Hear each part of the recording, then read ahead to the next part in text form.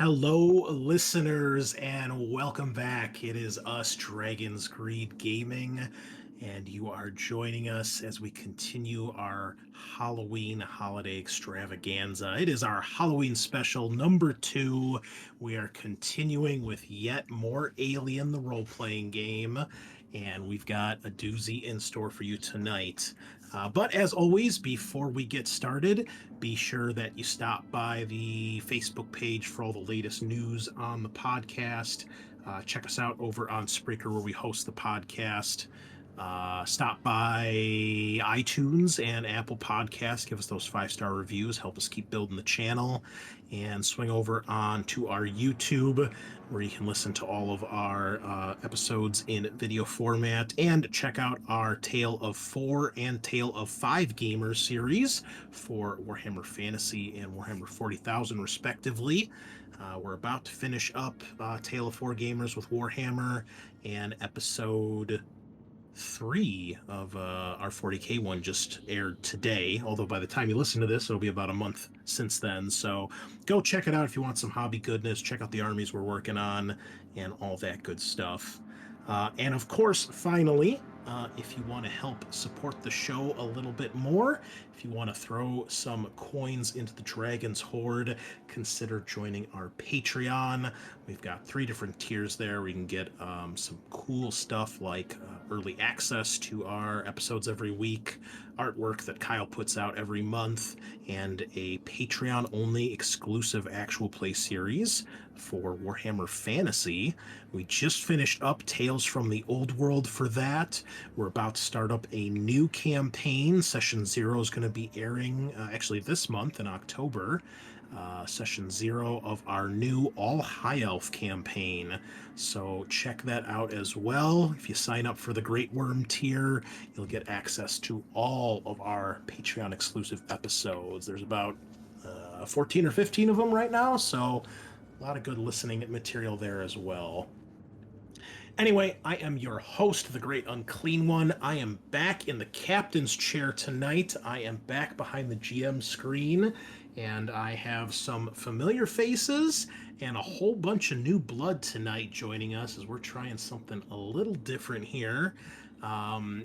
So, spoilers. Actually, before we get into that, I have to do a shout out. I almost forgot. Huge shout out to one of our longest Patreon members, Jimnar. I want to thank Jimnar personally today. He bumped up his pledge from our middle tier of Dragonling up to the Great Worm. Going to get access to that Warhammer campaign. So thank you so much, Jimnar. It means a lot to us. That kind of stuff helps us keep the lights on around here and pay those hosting fees. So hope you enjoy tons and tons of Warhammer. There's more coming down the pipeline.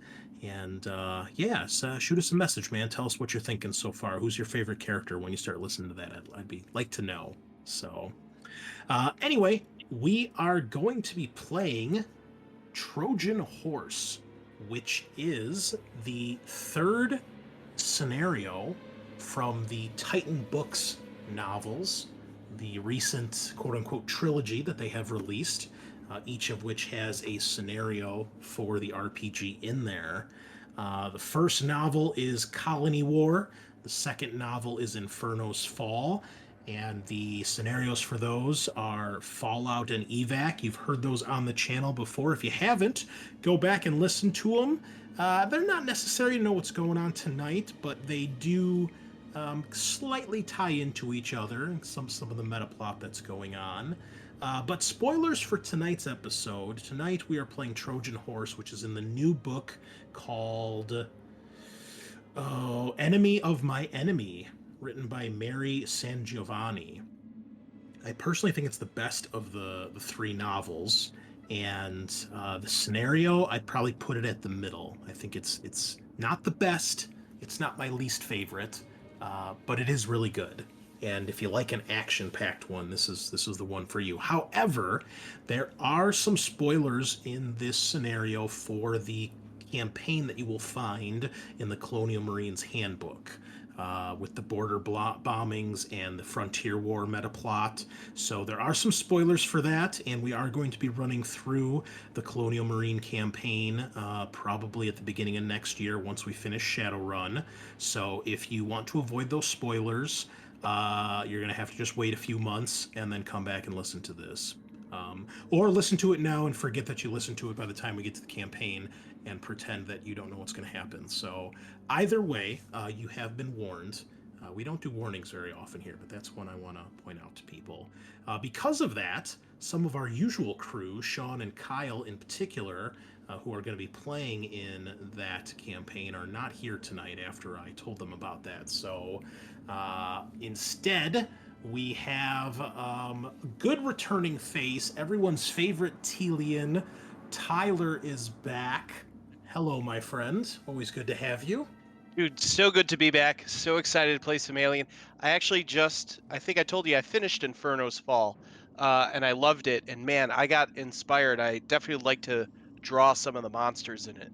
They had some very cool xenomorphs in that book. Oh yeah, that book was awesome. I think all three books were good, but that one was really good. And if you're interested, go check out the podcast, the Perfect Organism podcast. They're like the official Alien podcast. I just listened to an episode this week where they interview the two authors of that book, and it was really cool getting to hear some of their ideas and how they went about everything. Because it's got a very unique cast of characters. It's not your typical, you know, Yeah, strong male soldier, as the lead. it took me a minute to wrap my head around all the characters and the society they kind of lived in, and it was interesting. But I thankfully read it in mostly a few sittings, so I felt I had a good grasp on it. Yeah. Plus, you get to see what life is like in the UPP, which we definitely need more of that. So, excellent job. So who are you playing tonight, Tyler? Tell us who you're playing, a little bit about them, and I'll share character art with everybody as we go through this so the other players can see. And then also tell us who your buddy and rival are. Remember, do not reveal your personal agenda at this point. That is secret. So tonight I'm playing Corporal Aldan Tonfa, and he's an artificial womb soldier. And what it says in the description, they're named after either weapons that they're proficient in, or sort of like a nickname. Like they all have weapon last names, which I think is pretty cool. But he's an engineer, and I specialize in heavy machinery and melee and ranged combat. So it will be cool to play a character that hopefully can kick some ass. That's usually how most AW soldiers are. It's worth pointing out too that you have a higher strength than most human characters can, so you are above the usual limit of 5, which is a special thing that AW soldiers can do at character creation. I'm a space marine. Pretty much. I like to envision you kind of like a Gears of War, like you're just this hulking maniac. So. I can dig that. And who are your buddies and rivals tonight? My buddy is the lovable Jean, and my rival is the despicable Abelio. Thank you. All right. Fair enough. All right. And also joining us back again, you're going to see a lot more of this guy. He is joining us for our next Patreon campaign. The one and only Scaarr joining us from the Neon Swamp. Welcome back, fellow GM. Hey, Chris. Thanks for having me. It's nice to be here while not sick. I feel like I've been sick for a straight month since my son started school. Yeah, you finally feeling better? Okay, good. Yeah. Might cough a little bit tonight, but I'm feeling way better. I just feel like every time we've been texting about the Warhammer campaign, it's like you're the last one. I just imagine you're like laying there like weekly trying to type a response. But yeah, I am playing Sergeant Samantha Prescott. She is the squad leader. She's about just over 41 years old. And she's kind of, she's kind of got a mama vibe about her. She takes care of everybody, and she makes sure that everyone's safe as much as possible and gets the job done. I am buddies with Carlise, is it? Or Carlisle? Carlisle. Carlisle is my buddy, and also the despicable Abilio is my rival. I don't know why we're calling Abilio despicable, but I thought I'd jump on that as well. Sorry, Abilio. Abilio's a bit of a firecracker. She doesn't take shit from anybody, so that rubs a lot of people the wrong way. That's all right. And would you like to tell our listeners about your channel really quick if you want to do your plug right now? Oh, sure. I run the Neon Swamp, which is we primarily do YouTube variety and Twitch variety tabletop RPG. We're doing a heavy focus on Alien for a good while, but we do different games every month, and we have a long-standing Pathfinder campaign as well. But yeah, you can catch us on Twitch and on YouTube, and hopefully soon, if it finally goes to plan, on podcasts everywhere. Yeah, cool. Well, any of our listeners should hopefully be familiar with the Neon Swamp at this point. I've been over there a couple times, and if you guys haven't, it's a great group of friends and dudes there. Met a lot of awesome players, and we've had a lot of good games. And yes, more Alien goodness, so go check it out. And speaking of cool dudes and a good community, when you don't have people to play your game with because all your friends are lame or they're not playing because they don't want spoilers, what you do is you go to your friend's Discord channel and you pilfer all of his players. So that's what I did. We've got some extra guests here tonight. Most, I think, if not all of which have been part of the Neon Swamp. And I've also got one of my Gen Con players from the last year or two joining us. So throwing out the rod, casting the net wide and far to fill. And yeah, like I said, we're gonna try something a little different here. So I've only played with one of these other chaps before, so we've got some fresh faces here on the podcast, or faces, so to speak. We'll start it off with Billy. Welcome to the show, man. Thanks for joining us. Thanks for having me. Yeah, man. Anything you want to tell the listeners about yourself, gaming experience, favorite Alien movie, anything like that? I'm a big fan of the first three, and there's some hit and misses after that, but for the most part, it's a fun universe. Today I'm playing Private First Class Carlisle, United States Colonial Marine Corps. He's 32, kind of a middle-aged smart gunner. I'll just read his description for you. I've seen some shit during the Frontier War. Black death that fell from the skies. People turned into monsters. Once, I blew up this mutated thing with a rocket launcher. Laying in pieces, it tried to eat its own liver before it bled out. Turned out, it was Ralph Temish, an old friend back from Jersey City on Earth. This ain't no human shit doing this. If the UPP and the UA can stop shooting each other for just one hot minute, we should be able to figure out who's throwing this hell at us and why. So, Private Carlisle, he doesn't seem to trust synthetics because his rival is Gene, and his buddy is Tonfa. And yeah, I'm just a fanatical role player, and I'm here to have some fun. Wonderful. Well, we like fanatical role players here, so you'll fit right in. Excellent. All right, and also joining us from the Neon Swamp, Aaron. Welcome to the party. Yes, hey, how are you? Like you said, I'm Aaron James. If you try to find me online, you might find me that way. And what's your favorite Alien movie or movies? You know what? I have to say it's Alien vs. Predator Requiem. Like, for sure. Really? No, Wow. No, clearly not. I was gonna say I know he's fooling. I don't know him, but I know he's joking. Yeah, that's a first. You never know. Hey, man. No, I think the first two, honestly. Like, I think I was pretty young when they came out. They scared the crap out of me. But I was around when they came out, so it was really cool. Yeah, I think Alien and Aliens are my favorite of the series. But I've been keeping up with most of the films. I haven't read the books, I'll be honest.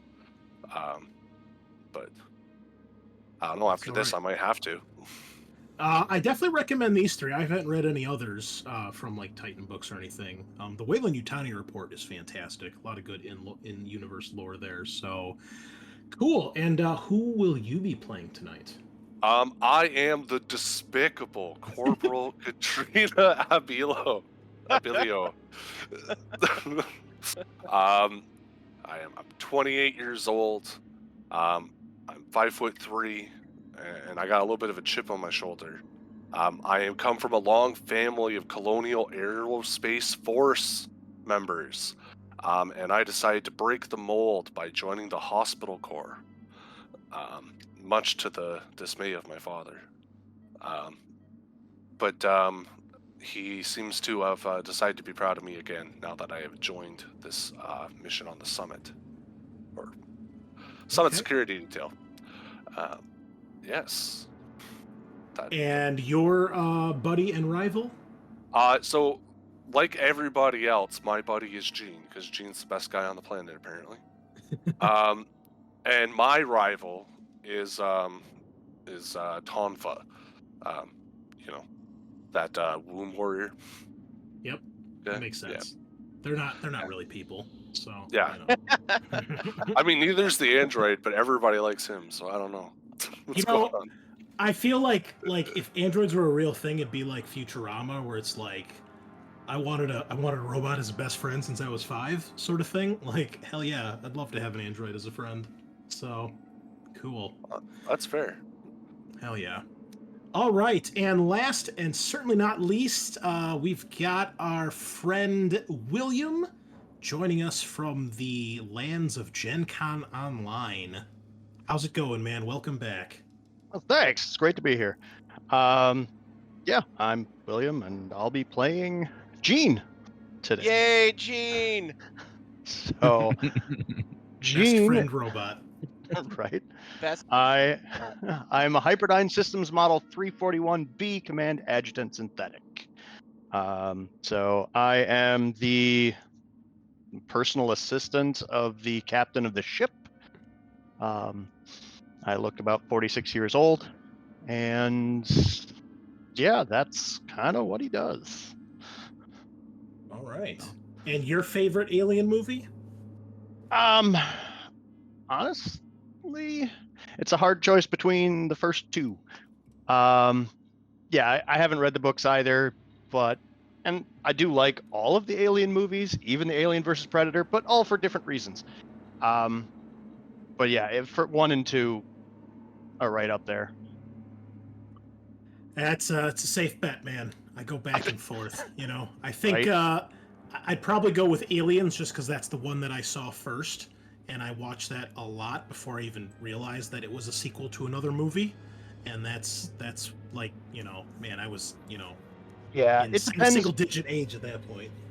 It depends more on what I'm into at that time as to whether I lean towards Alien or Aliens.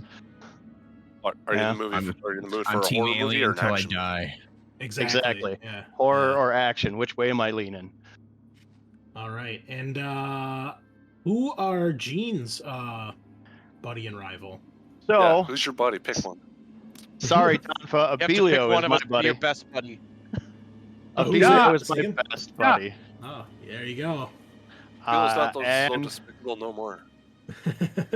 and Carlisle is my rival. All right. Wonderful. Okay, well, I'm the Great Unclean One, your host, back and be GMing tonight. Been playing some Alien DLC for Dead by Daylight the last 2 days. Finally had a chance to download and play it. And the fucking Xenomorph is so awesome. Oh, getting a hit with the tail when someone drops those stupid pallets. Oh, so satisfying. So good. And those So it's tunnels. worth putting. Oh, dude. And here's the thing. I was like, the DLC is only $12, right? And I don't know if you guys pay attention, if any of you guys play Total War, but the new DLC for Total War Warhammer 3 just dropped this week, and it's $25, and the community is like up in arms because it is more expensive than like any other DLC, and it basically just does not have as much shit as the other ones. So everybody, it's getting review bombed to like mostly negative. People are fucking pissed off. And then when you see a company, which I'm pretty sure is nowhere near as big as Creative Assembly, putting out this quality stuff for a licensed, might I remind you, a licensed DLC, and it's the $12 is worth it just for the alien. You also get to play as Ripley, and you get a map of the Nostromo crashed on LV-426, which is pretty fucking cool. But the alien is awesome. You get to go through tunnels and shit and move super fast. You go into like a stealth mode, just like naturally over time. Oh, it's awesome. I love it. So highly recommend. A+. 5 stars. Thumbs up. Other than that, let's just dive in. Well, you guys don't care what I've been doing anyway, so let's dive in here. So, the group of you are Colonial Marines. You are on board a starship, a Conestoga class frigate, just like the Sulaco. The name of the ship is the Alexiaries. The Alexiaries. Troop transport, starfighter carrier, and even a disaster response vessel in certain times. All of you are part of the Marine contingent, of which there are around 2,100 Marines on this ship. Now, the big thing that's going on, this is during the meta plot of the border bombings and the Frontier War. You guys have been the ship has been assigned to a very special assignment. So over the last few months, there have been mysterious bombings on border colonies throughout frontier space. And they are colonies of all the major powers: the United Americas, the Union of Progressive People, the Three World Empire, even the independent core system colonies have been bombed by some unidentified, unknown attackers. You guys, at this point, your characters have all heard rumors of terrible bioweapons being released on these planets and wiping out whole colonies or whole worlds. At this point, everybody has begun pointing the finger at one another. And you guys have probably also heard that Fort Nebraska, a United Colonial Marine base, was one of the latest victims of these bombings. Everybody is pointing the fingers at one another, and it is only a matter of time before outright war breaks out in full. There's already been skirmishes between all the major powers, especially the UA and the UPP. And so, to hopefully avoid this galaxy-wide disaster that is looming, the United Americas has put together a summit and has invited and managed to convince top brass from all the various factions in the alien galaxy, alien universe, to come and try to find out what the hell is going on and try to come up with a plan to deal with this and avoid an outright war. All of the United America's top brass, the Marines and military, all their top brass is going to be in attendance, and it's a big deal. The Alexiaries has been personally chosen by General Commandant Vaughn to defend, watch over the summit, and make sure that nothing bad happens. You guys are also carrying an important cargo that is to be delivered to the summit, and that is where you are currently headed. General Vaughn is basically one of the top commanders in all of the United Americans military, so she's up there.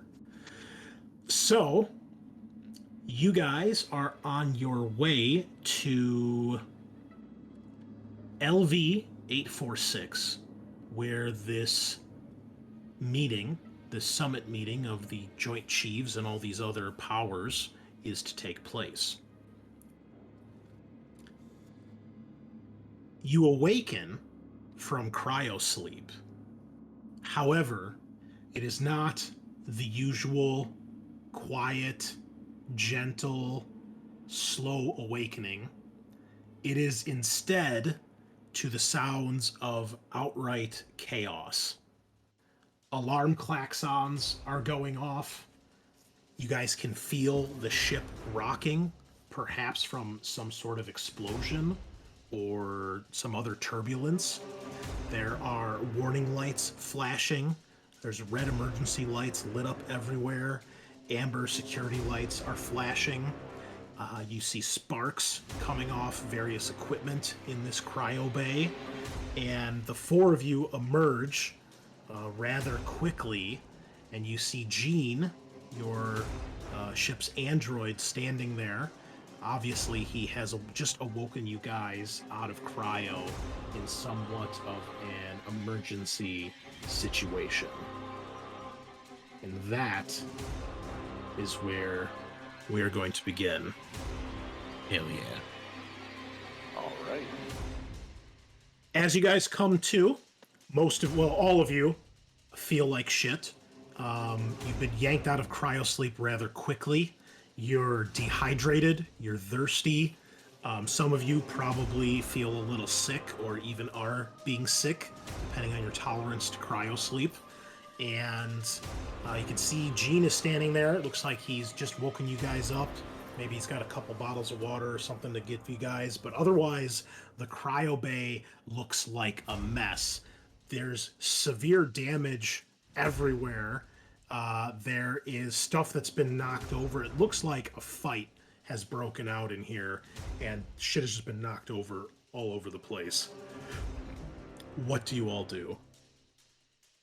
Shoulders and elbows, Marines. Everybody gear up. Gene, what the hell's the status? What's going on? Some emergency. I'm waking everybody else up. You're the last ones. Private guess Carlisle's going to get up, shake off a little, stand up, kind of stretch out for a sec, and just run off to the equipment room. Okay, so you guys have the map here of the ship. You guys are currently located here at number 5, this long yellow hallway. All right, here, I'll do this. We'll just put Gene's character there for now so you guys can actually see the map. So it is this huge block that's separated into smaller chambers, similar to what we saw in Aliens, where there's a couple pods side by side, and you guys are broken up by squads into that. So you guys are currently here, and the ready room is down at number 10. This is where the lockers and all the equipment and the armory are located. Obviously, coming out of cryo, you guys don't have anything on you other than whatever clothes you may currently be wearing. Okay, yeah, Sergeant Prescott starts heading that way, asking Gene what the situation is. I was to wake everyone up, and the alarm started sounding. Would you like? I have your water. Thank you, Vilo Gene. will kind of step in as he offers you the water, and I'll just take it, and you just see me go through the hall. I don't say anything, but I nod to Gene, just like respectfully. I give Gene a big hug and grab the water. I said, Gene, you're the best damn android the ship has ever seen. And I go to get my tools. Well, he's the best. He gives you water. All right. Someone's got to. So you guys grab water, start drinking that down, begin to make your way outside into the hall. Basically, these yellow lines are the corridors and hallways that link up throughout the ship. And then these vertical ones throughout the ship are staircases, ladders, and elevator lift shafts that go up and down. You're not too far from the ready room. But Abilio, you're the first one out the door. And when you come out, I need you to please give me an what is it? Mobility What it- test, please. Okay. I didn't do super well on that All right. one. So, if you wish, you can push. If you want to risk taking another point of stress so early on, otherwise, that is going to be a failure. I think she would. I think she would really try to make herself look like this didn't bug her at all. Okay. Go I'm ahead and assuming push. because the ship's shaking and we're just out of cryos. Part of it, yes. Okay, you have a success. So, it's part of that. But as you come out, it's dark. There's just an amber light flashing in the hallway. Otherwise, it looks like most of the other lights are down or off. And you realize you're walking in something wet and slippery, and you almost lose your footing, but you manage to steady yourself against the wall. You realize the wall is also sticky, and when you look around and you look at your hand, the entire hallway is covered in the mutilated, broken bodies of other unarmed Marines who clearly were coming out of cryo. Their bodies are suffered torn apart, suffered tremendous damage. There are literal body parts throughout the hallway, and there is blood coating just about every surface in this area. Everybody From the gains a first one point of out. stress when they see this. Okay. Holy shit. Highest ranking person here is the sergeant, right? Yes. Prescott? Yeah. Sergeant, I don't know if you've seen this yet. It's a bloodbath out here. Gene, what's going on? I don't know. I've been in here. What? Why? The onboard AI is pretty much universally mother, isn't it? Yes, this ship has a mother system. It's all access via terminal. Yes. We need to get to a terminal right away. Let's see what the status of the ship is and what it has to report. We need to get our guns too. Is there a like a fire extinguisher or an axe on the wall? Give me an observation test, please. Not very good at that. Let's see what happens. Oh, your stress proves good here, Carlisle. As a matter of fact, there is. You do find a fire extinguisher nearby. I reach for it. All and right. I pull it off of the wall. Yeah, you And can then take it. I step in front of Elbelio and in front of Sergeant Prescott. And I like pull the hose off, and I have like the trigger underneath my left hand. And I start slowly creeping down the hall. All right. Are towards you the, guys going to take stairs, ladders, or the lift to get down to the next area? Is this like a ladder well right here or an elevator?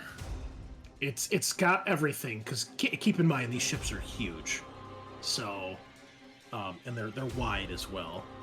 But the ship has been like vibrating or like we're being Yeah. impacted or I mean it's at the moment it's fine, but when you guys came out of cryo, there was definitely like something hit you or you guys hit something. the elevator may be a little precarious. Or the lift rather. I think it's safer to take the ladders too. Yes, right. I agree. All right, let's get down there. All right, you guys make your way to one of the openings where there's a ladder that leads down, and you're able to take that in conjunction with some stairs and avoid the lift altogether. The rest of you do not need to make the agility test, as you guys see Abelio almost wipe out. I assume then everyone kind of takes their time and watches their footing, especially since Carlisle's kind of creeping along in front. Whoever has the lowest mobility can roll that if you guys want to give me a stealth test here. You're trying to remain undetected. Mine is a 0. Keep in mind it uses agility, so count that as well. Oh, Total, damn, what that's you said really is high. 4. My total will be 3 then. All right, Prescott, I think it's you. All right. I rolling. have 2, even though I have an agility of Oh. 3. Is that a tilt, technically? Then you would have a total of 5. It sounds like.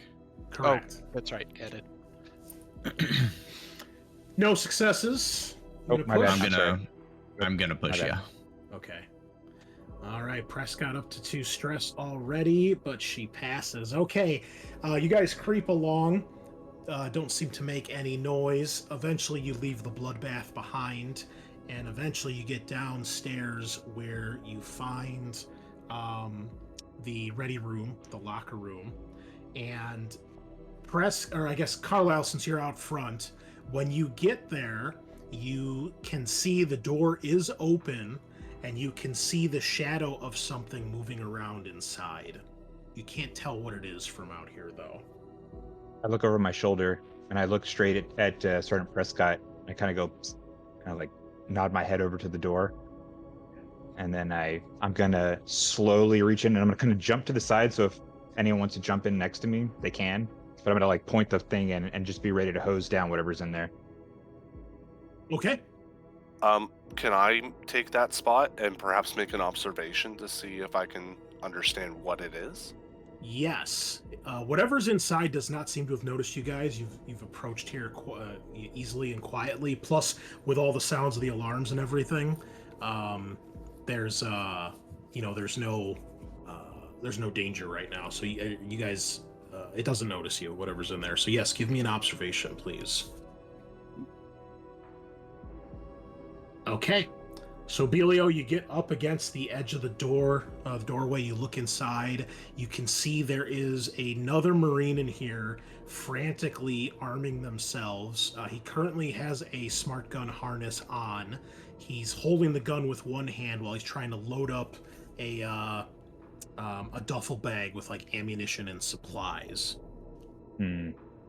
Carlisle's gonna take the initiative. He's gonna just move right up to in front of this guy and put the hose like basically in his face. He's not gonna pull the trigger, and it's just kind of like push him up against the wall without letting him have like get 2 hands on his smart gun. You know.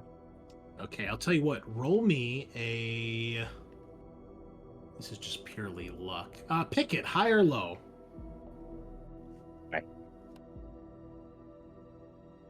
Okay, you do not recognize this Marine. But keep in mind, there's 2,000 of them on board, so you don't know everybody. Okay, yeah, I'm just trying to find this guy's name, because I'm sure that's about to come up here.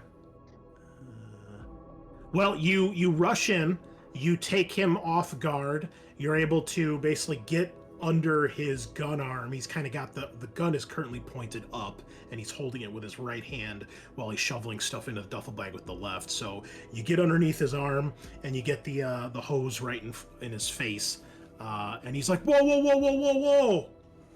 Same side." I don't say anything. I just wait for Sergeant Prescott to step in. Sergeant Prescott steps in. Yes. So you guys all, as you walk in, you can see.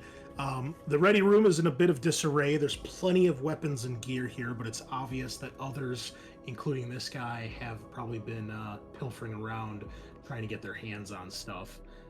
But you see a Marine, and same What rank thing. is it visible? He's a private. Private, what the fuck is going on? He sees you and he tries to give a salute with his left hand since his right hand is holding the gun, and he says, "Oh, ma'am, there's all sorts of crazy shit. There's fucking monsters on board killing everybody." Monsters? What are Yeah, you for? These fucking these things, man. They're he's like, there's these alien things, man. They're like, I don't even know how to describe, man. They're tearing everybody apart. I'm upstairs with let me get the name here. One moment. Where is it? He says, I'm upstairs with Anderson. Up in the med bay. We managed to get a couple of our guys there pretty banged up, and I've been guarding the door from him, but he needed some more supplies, and I was running low on ammo. That's why I'm down here. And he's Understood. like, he looks at you guys, and he's like, you must have just gotten out of cryo. Yeah, understood. Okay, Abilio, Carlisle, Tonfa, gear up. Gene, is there a terminal in here? There is. Gene, get in contact with Mother. Try to get a status of the ship and see what's going on. Get some details for me.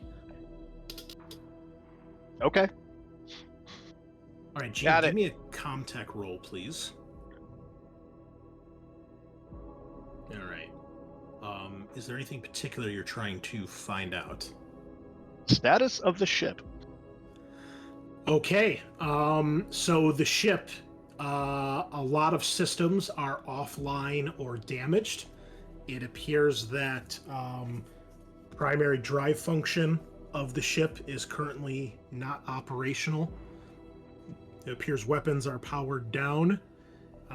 Life support and gravity are still working, but you can tell that there are many areas of the ship that are damaged or have indications of some sort of issue. Structural integrity of the ship seems like it is good and normal, but power and navigation and comms are all damaged, scrambled, or fucked up. You also note it appears all of the EEV pods, the escape vehicles, have been launched. There's not a single one still on the ship. Okay, I report that all to the sergeant. As you guys start to go through gear and begin to grab whatever weapons and equipment you'd like, you hear an internal comms on the ship. Yeah, so it's external comms, Gene. I want to make sure it's clear. External comms that appear to be damaged. So right now it seems like your ship could not either send or receive comms to like another ship or down to the planet. You are able to tell that the ship is in orbit above the planet you guys have been sent for the summit. Actually, your character would know that because being the android, you're not in hypersleep, so you know you guys arrived here, and you've been in orbit for a little bit.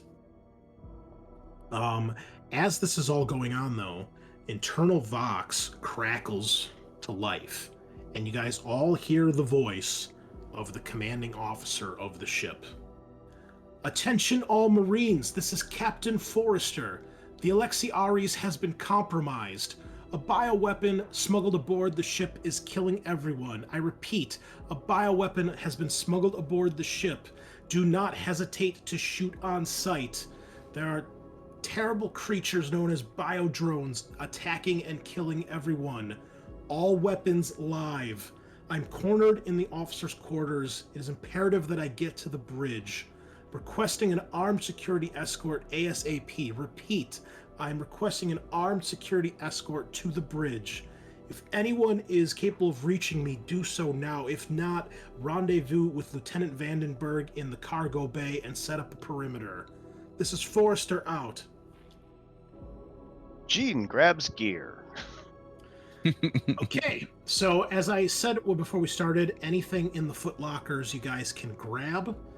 Just keep in mind your carrying capacity here, and make sure, especially for armor, that you have it on your active section of your character sheet so that it is actually equipped.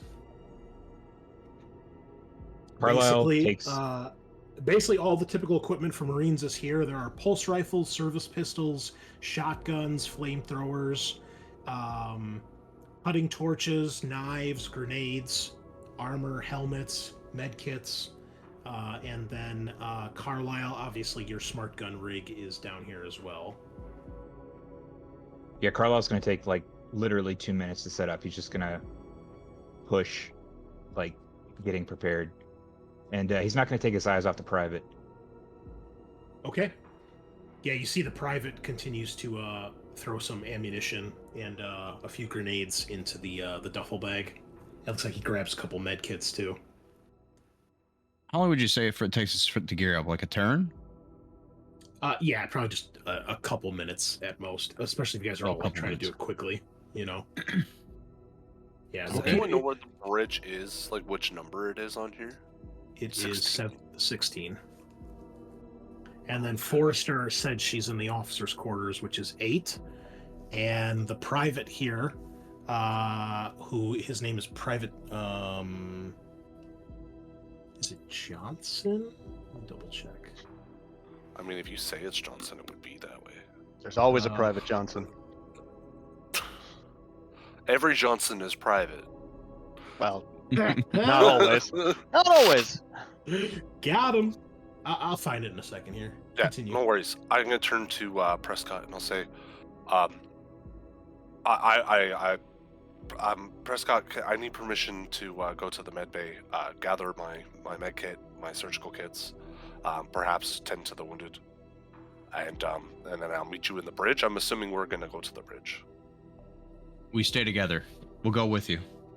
She looks over at the private. Private, you need to rendezvous and set up the perimeter in the cargo bay. And she kind of looks at him, kind of gets his attention in his eyes real quick. He said he looked kind of panicked, right? Well, more surprised, and I mean he's down here by himself, so you know, you're guessing he's probably a little frightened if there are actually monsters running aboard. Right. When you tell him that, he looks up. He says, "Ma'am, but what about Anderson? He's alone up there with a whole bunch of wounded. You know, I was keeping guard up there." We're going to go to the medical bay, and we're going to go up and help with the wounded. We'll get them to Forrester. Does the private still look lost? He looks uncertain of that. Worried, I think is the best way. But I corner him, like, really quick, and I get up in his face. Hey, did you hear the sergeant, private? Get your shit together. he seems a little surprised at that, and he takes a big gulp and he nods. Sorry, was that Tonfa or was that Carlisle? That's Carlisle. I'm in the private's face. You're in the private. Never mind. The Not gonna go there. despicable Abilo will back to just the put a hand private. on your shoulder. Give the man a break. I don't know what he's seen, but clearly just give him a moment to breathe. Everybody, please give me an observation test. Ooh. Tonfa, you should have a point of stress. Everybody gained a point of stress at the beginning when you guys went through the massacre hallway. I thought I put it on my sheet here. Because Okay, when there you it press is. on stress, No, I there have it it. is. Okay. Okay. Yeah, I must have been looking at something else. Okay. Yep. For those of you that pass, you hear something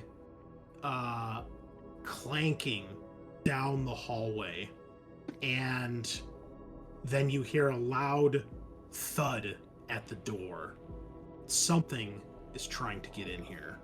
Prescott makes kind of like a hand motion that I'm sure all the Marines would recognize to get your guns up and get ready for a fight.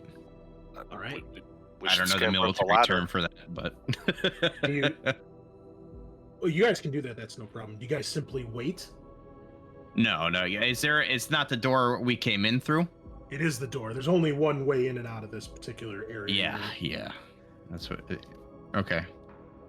Yeah, I ready my the incinerator unit. Okay. Yeah, just in case it's not a monster, I don't want to just blindly shoot through a door, you know. So you hear a couple more thuds and smashes. Let's see if anything happens here. Carlisle levels his smart gun. I have a shotgun. Hell yeah.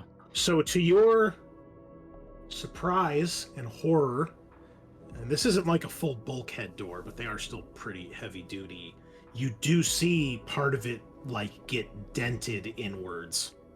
And it seems like whatever's out there continues trying to smash through the door. Is It the continues. door... Do we know that our guns can penetrate the bulkhead there? The door?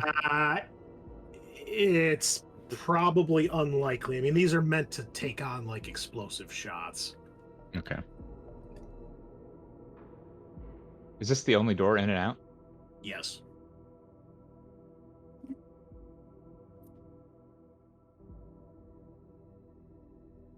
You hear a few more bangs, and the door buckles in further. It looks like it's about to give. Do these lockers, are they bolted to the wall, or like are they like loose, or is there benches or anything? There's benches to sit on, but everything is bolted down, in case the ship lost gravity or anything like that. That's fair. I mean, that makes a lot of sense. I was just like, can we make a makeshift barricade? But Not without, like, busting out cutting torches and cutting stuff apart.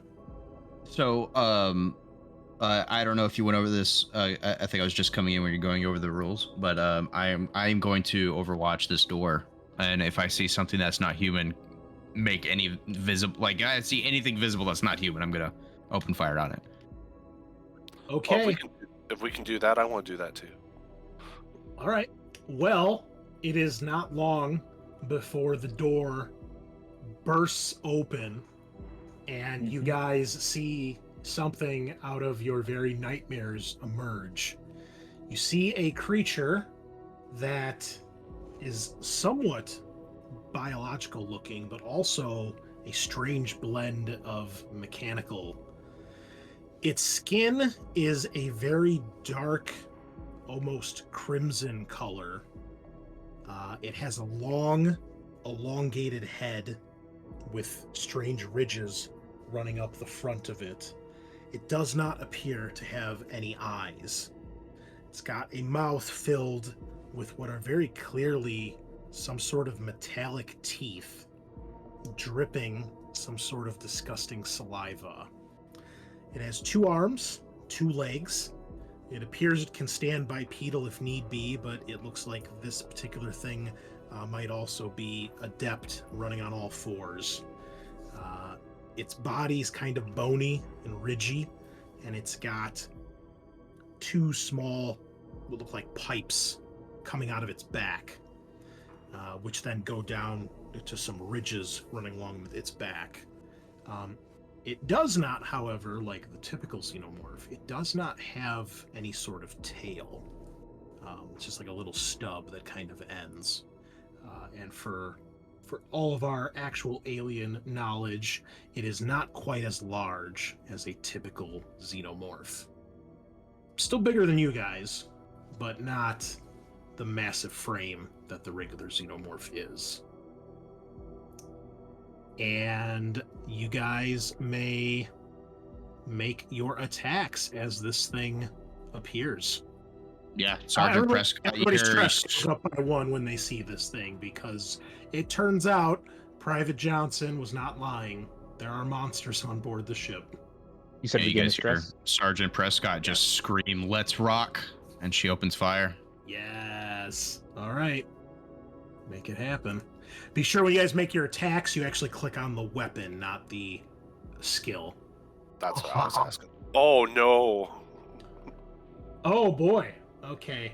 And also, I didn't say this at the beginning, guys, but be sure you let our listeners know what you're rolling, since they don't have a visual. So we'll just go one at a time here.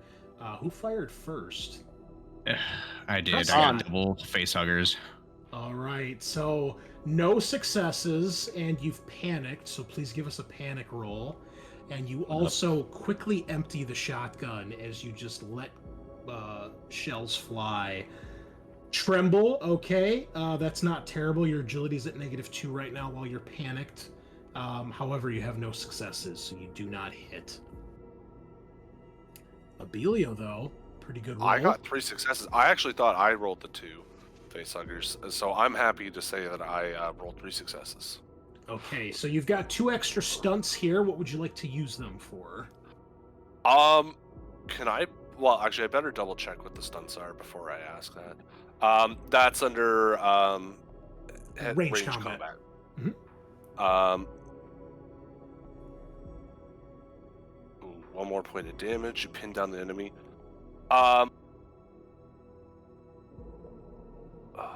gonna, because I can pick multiple, right? Yes. Yeah, you have 2 extra, so you can pick 2 stunts. And right now, you guys have a surprise round, so don't worry about initiative. These guys were all on Overwatch. Round. Whichever kind of in your. Oh, I think we just lost. We just got disconnected. Huh. Well, that's no good. There he is. Can you hear us all right, Aaron? Yeah. Okay. Oh, did I lose you? You dropped from Discord for a second. Oh, okay. No, I said 1 point of extra damage and then pushed back. So I just like hit him with the shotgun and he flies backwards through the door for a second. Okay, so the shotgun does base damage 3, and then you're adding an extra 1, so that's a total of 4. Yeah. And we're gonna roll armor for this thing. So all aliens have an armor value, which in this case it's 8, so it rolls 8 dice. It has 2 successes, so it absorbs 2 of the damage. So instead of 4 damage, it takes 2. However, your shots, between your shots and all the buckshot that Prescott is spraying around the room, drives this thing back out past the door frame as it shrieks, trying to get its hands up in front of its head. And you see, as you strike this thing, it is very clear that some of the buckshot is just bouncing off of its carapace. However, it does find some weak spots, and it shrieks as you see blood splurting from its body. However, to everyone's horror, you see this yellowish greenish goo that it has for blood, and everywhere it lands, on the floor and on the walls, it begins to sizzle and burn the metal. It's not close enough to hit any of you guys, but it is very clear that its blood has some sort of acidic nature and is eating through wherever it lands.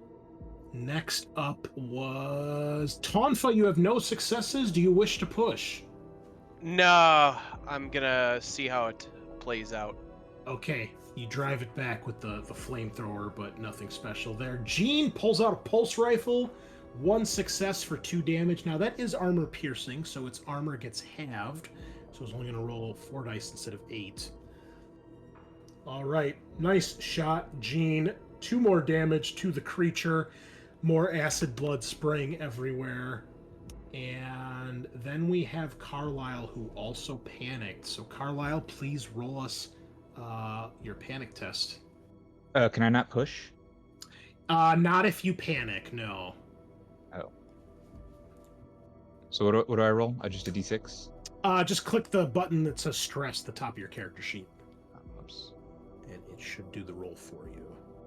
Okay, 6 or less is good, keeping it together so you don't freak out. You do score a hit. And actually, Carlisle, be sure when you make your attacks, click on the name of your weapon, because then it'll tell us how much damage it does and everything. Oh, I thought I just did 3, my bad. That's okay. So it's base damage 3 with the smart gun. That's pretty awesome. Okay. However, when you panic when firing a gun, you also burn through the clip of ammunition. So you need to spend an action next turn to reload, as you have just lit up the hallway. However, you do hit the thing, also armor piercing. And unless it has an amazing roll, which it does not, you shred this thing as all 3 damage goes through.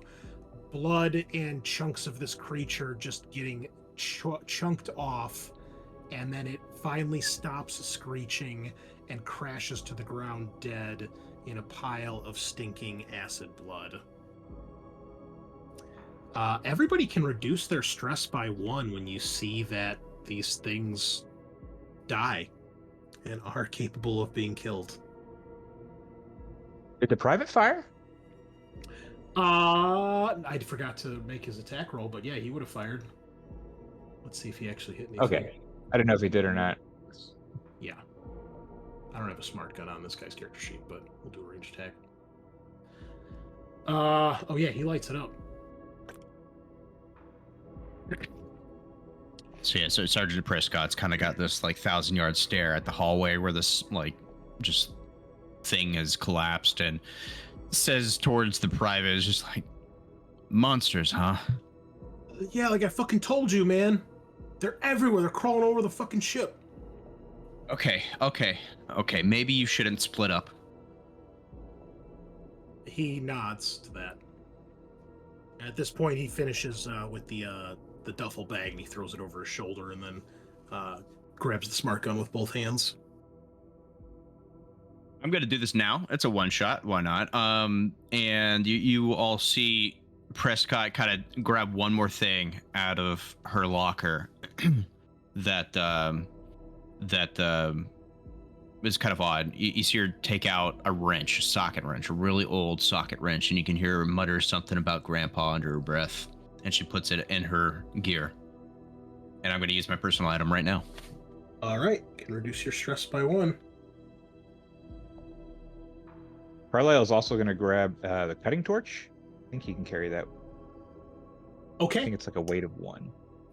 Yeah, be sure you take the cutting torch counts as both a weapon and an item, so be sure you take both versions. If you use it as a weapon, it's a melee weapon. It's actually quite good. And if you use it as a item, it gives you a bonus of, I believe it's a bonus of 2 to any heavy machinery rolls. How do I add it to my character sheet? Right-click on the pencil and then put add to inventory, I think, or add to locker. Take from locker. That's it. Gotcha. Thank you. Is it fair to say that, Gene, you're our kind of like science expert on the team here as our synth? Sure. I mean, Comtech What is your... What's Do you your know like all and observation every contact? science thing off character? I mean, Comtech is more, I'm the personal assistant, so I'm kind of a backup for a few things. I'm even a backup medic. Medics, Comtech, that's kind of where I do stuff. Okay. You guys would all know, being a synth, obviously he's quite durable, but yeah, he's good with electronics. He does have some training in medical aid, actually quite extensively, and you guys all know that Gene is actually quite light of foot, very, very quiet, and unless he makes his presence known, a lot of times you don't realize that he's there, but he's always usually alongside the captain. Okay, I'm just like, I'm assuming the synth is like our highest wit person, pretty much. It does kind of good observation and comtech rolls, stuff like that. Actually, I think that might probably. be me. Oh. I have okay. a 6 total die for observation, and 5 for contact. Nice. What's your wit? 3. Nice. But I That's have quite good. yeah. No. Okay, I'm just asking because I figure for a team, I would know everyone's strengths and weaknesses, you know? Mm-hmm. Yeah, Belio's your medic, Tonfa's your big strong dude, ranged and close combat. Carlisle's got the big gun, and Gene is not usually part of your group. Yeah. Okay. Tonfa is also he's an engineer, so he's got the heavy machinery skills, and then you've got all the people skills. And Poltergeist, you're Abilio, is that right? Yes. Okay. So I would like to give an order to Abilio then. And basically all this does, Abilio, is I'm going to buff you on your next roll. And the order is just going to be kind of to take a look at the leftovers of that thing and figure out what you can about it. When you do observation checks, you can basically ask the GM whatever you want about it. You're thinking a talent, which she does not have that talent. That's the. I'm thinking of. Talent. Oh no, I was thinking of give orders under. It's a part of command. Yes, but the thing you're about asking the GM questions, that is the analyze talent, which she does not have that. To observe the creature. So on a successful observation check, you're able to make out what is and whether or not it looks like a threat, and exact information you get is up to the GM. Okay, I see. Yeah, I don't get to dictate what I ask, but he might provide me information. Oh, okay. There's better than nothing. There's a talent the scientists can take called analysis, and what they do is they make an observation test, and for every success they get, they can ask the GM a question. And there's specific questions like, is it alien? What is its purpose? Things like that. Oh yeah, that's exactly what I'm thinking about. Abilio has a medical talent instead to I think she's got the field surgeon talent. That is correct. Yeah. Can I ask an equipment question? Sorry. Yes. I just, for the stuff that I can take with, can I assume I can take with what was originally on my character sheet, or things like the cutting torch? Is there only one of them No, you guys can. You guys, if you guys all wanted to roll with shotguns and cutting torches for some reason, you all could do that. This room is stocked enough where there's enough for the 5 of you. Okay. Because I mean, since he has such a high strength, I can carry all this You crap. just took everything basically. I mean, That's nice.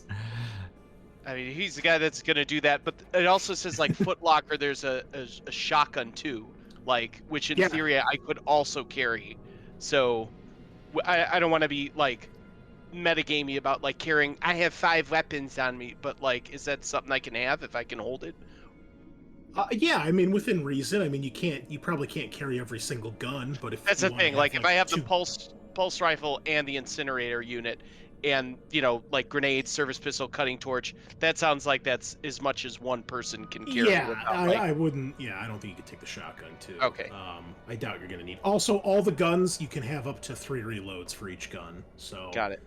if you guys want to stock up on ammo, you can. Obviously, Oh, yeah. bearing encumbrance. But yeah, if you want to take the cutting torch, you can take that. Okay. I have one as well. I don't know. I don't see any other like engineer items.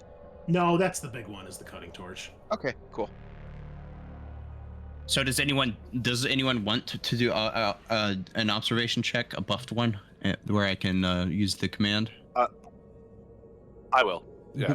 The goal is to So- kind of bring character knowledge to player knowledge. Like we all know what the fuck we're dealing with here, you know? Like, Well, I mean, you don't have to make a test. You guys can just look at this thing and see it. It is clearly not human. It is some sort of alien creature, and it is very obvious that its blood has some sort of acidic quality to it. And you guys noticed that when you did shoot it, I mean, acid was spraying in within a couple feet around it.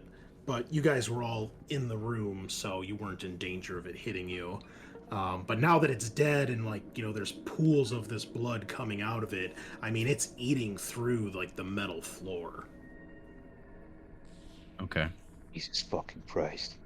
I'm going to use the motion tracker. Ah, okay. Go ahead and click on the motion tracker on your inventory. I think there's a button that says power. It should have, hold on, it should have a total of, it should have maxed out power. It should have, which one do you have? The M314, it had 4. The M314. It should have a total of 5. Okay, I'll give it one more then. Yeah, it's probably Because not.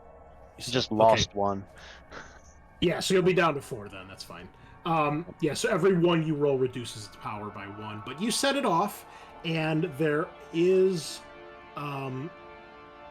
there doesn't seem to be anything in the general vicinity. However, keep in mind that it only has a range of so many meters, and you're on a massive ship. So basically, the area around you and back out to the elevator shaft appears to be clear. Okay. The private's still here, right? Yeah, it looks like he's gonna come with you guys. He's kind of guarding the door right now, making sure nothing else is coming down the hall. All right, we Okay. got two flights of the ship to go up to get to the med bay. I was gonna approach the private. Okay, Hey kid, what's your name? Johnson. All right, Private Johnson. Look, we're gonna be moving quick and fast. Gotta get places. We're gonna cover our asses, all right? I'm gonna use command on him to try to give him some bonuses for like covering whichever direction he actually ends up looking in. Can I do that? What is your rank? I'm a private first class. Okay, yeah, he's just a regular private. Go ahead. I get anything? Worth a shot. I mean, you don't give him the bonuses, but he does nod, and he's ready to go. Which way, Sergeant? How long does that last if I give him an order? Just the next one? Yeah, next one, couple minutes, depending on the situation. Okay. Johnson right, says, I took the lift to get down here. It's still working. The fastest way. It's the loudest. It's also the most protected. Feels like a death trap He's to like, me. he was like, he's like, I can't quite climb up and down a ladder with this, and he motions to the smart gun harness. Who's got the flamethrower? That would be me. Beautiful. Okay. Tonfa. Perfect. All right, let's get in the lift. Tonfa, I want you on point. Roger. All right, you all get into the lift. Why is Tonfa so handsome? Jesus Christ! I just saw the character. because Because he's like Channing Tatum, dude. Because he's artificially created, so they made him not only the perfect soldier, but the perfect man. Like, God, dude, does he make Sergeant Prescott nervous? Like, my goodness. I mean, he might blush a little bit. He's got that chiseled chin, man. Yeah, he does. He does have a Channing Tatum look, doesn't he? Super Chad. Yep. Super Chad Tonfa. Well, I forgot to mention that Gene looks exactly like Benedict Cumberbatch, by the way. You think so? I do. I can see it. I guess. Yeah. Okay, that's fair. He is played by Benedict Cumberbatch now from the rest of the mission. Cumberbatch. So you guys get into the lift. It's exactly like the lift Ripley gets in at the end of Aliens. So it's got the weird door that kind of opens and then closes. You guys get in. It begins to whir as you make your way up. It's only one level to get up to the med bay, up to the med bay, if that's where you guys are going to go. So you get there with no problems, no issues. Are you guys stopping here to go to the med bay, or are you guys going to continue on? Yeah, Abila will rush out to the med bay. There's people that are injured. Is there enough room to walk side by side with Tonfa? Like as he's going down the hallway? These halls can probably easily fit 3 to 4 people in most, especially the main thoroughfares. All right, I make sure he has some extra support, and I kind of trail just like a few inches, like right behind him off to his side. All right. Yeah, if it's ever a factor, gun pointed down the hall. It's ever a factor. Prescott's always pretty much taking the rear, just keeping a watch over boys and girls. Okay. Well, Johnson is out in front with Abilio. Obviously, Abilio, you know where the med bay is, better than most. And you guys get back there, and when you reach the med bay, it's this big infirmary. So you can see there's several portions here. There's one in particular that Johnson leads you guys to. When you guys get through the first door, you can see just beyond the door, he has set up like a makeshift barricade. And you can see that he's got a tripod set up there to rest the smart gun, which he starts to go set up, and it's pointing towards that door. Beyond that barricade that he set up with some tables and chairs and things like that, beyond that, you see there's a bunch of beds laid out here, and there's several auto docks. The device that Dr. Shaw got in Prometheus, the med pod, and you see that there is about 7 or 8 Marines in here. All of them look very critically injured. Some of them look like they might just be completely catatonic or even just dead because they're so still. You see there's a single hospital corpsman in here who you eventually realize. Abilio, you probably know this is Corporal Anderson. You probably know him because he's another medic type. And he is tending to them. He's currently tending to one who appears to be flatlining. And he's rushing to grab a defib unit, and he's getting ready to shock the guy. Otherwise, you can see there's another Marine in one of the auto docks who has a whole bunch of terrible, which obviously you piece together are claw marks from these creatures. His clothes are just shredded to ribbons, and it's trying to suture up all the slashes on him. There's just blood everywhere.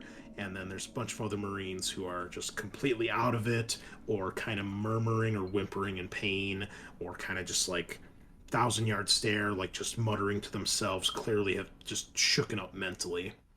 And, Anderson sees you guys come in, but he quickly, his attention's taken by the flatlining Marine. Yeah, I'll step in and see how I can help. And I'll also,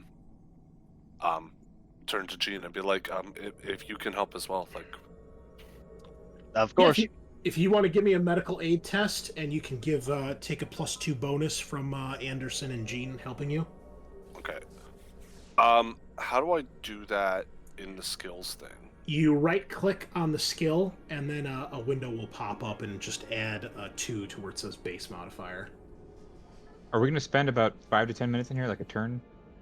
We're gonna spend a turn here, I think. Yeah. It's up to you guys. Carlisle's going to rest and relieve his stress. Oh, 0 successes on 10 dice.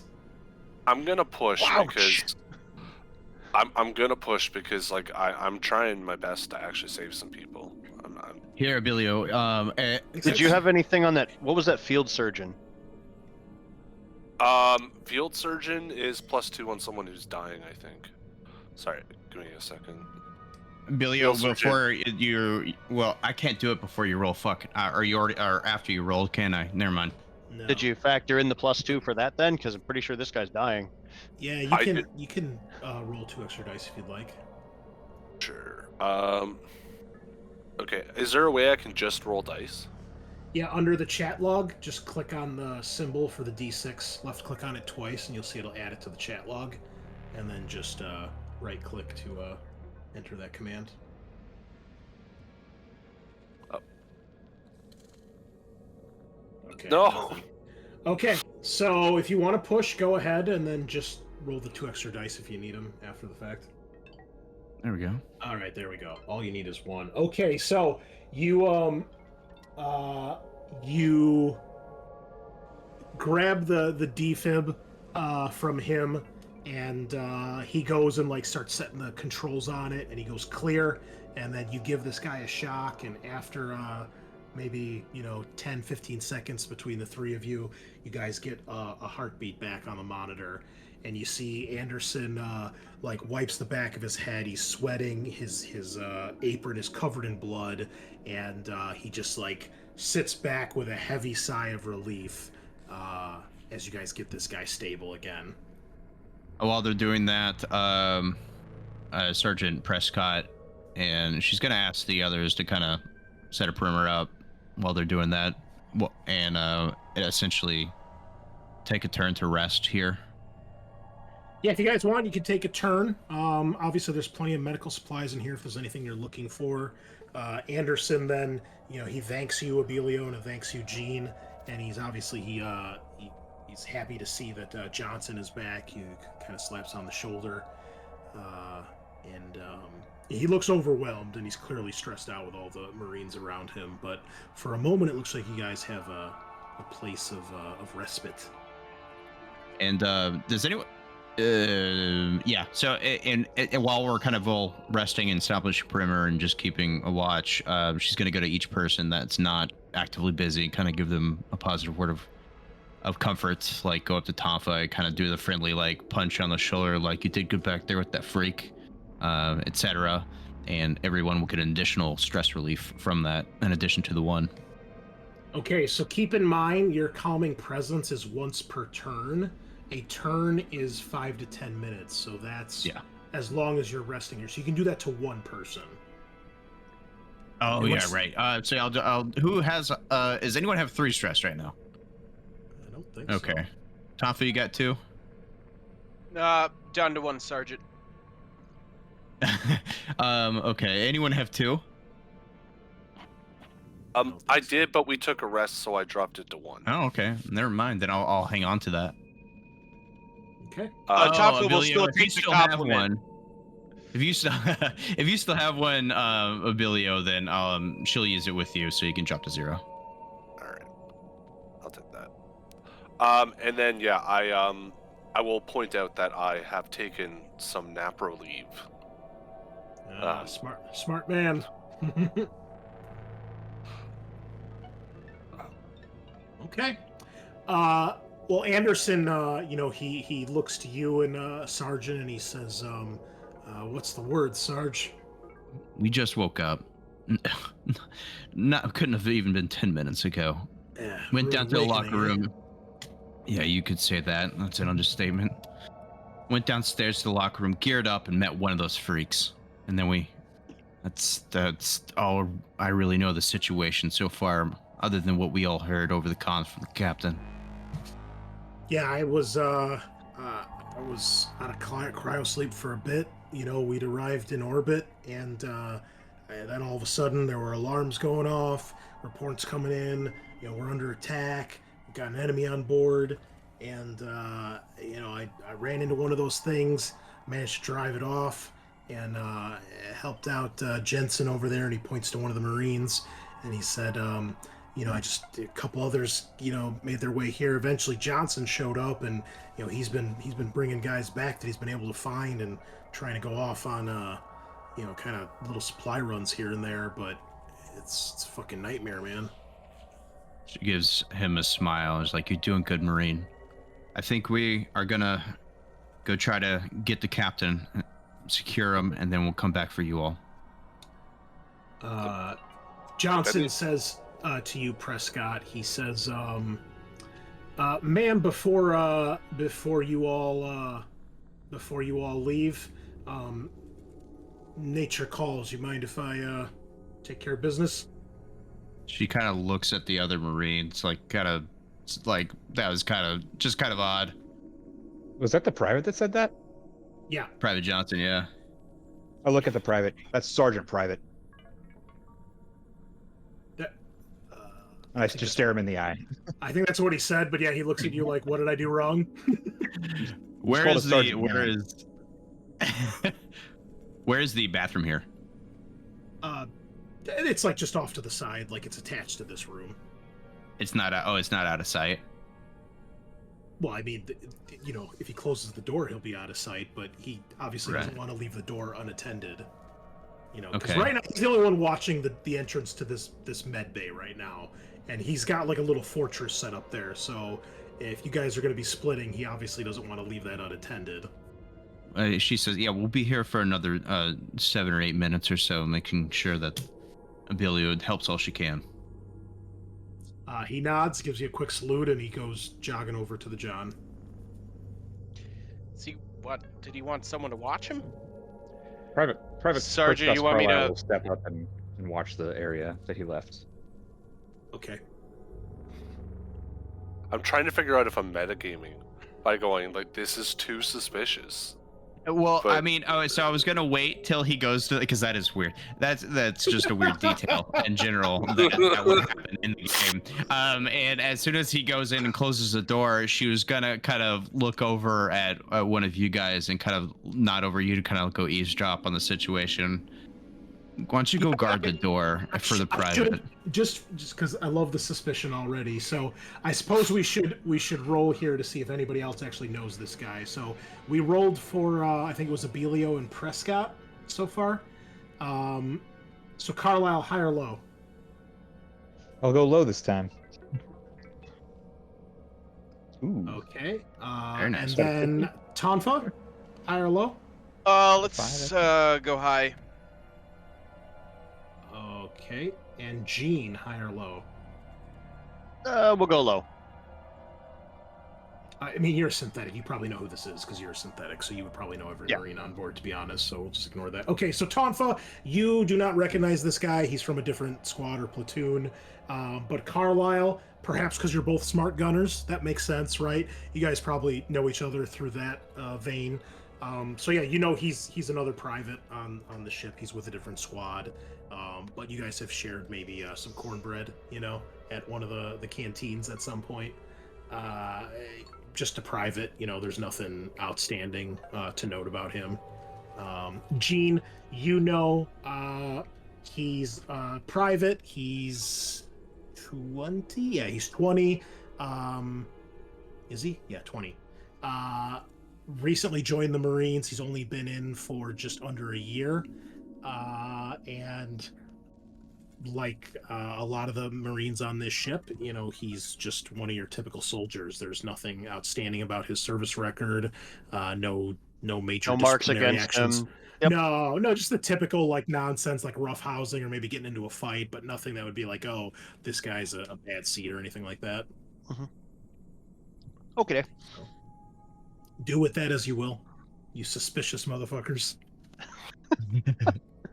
Carlisle just just making doesn't sure like he's the fact that okay. He doesn't rank very well.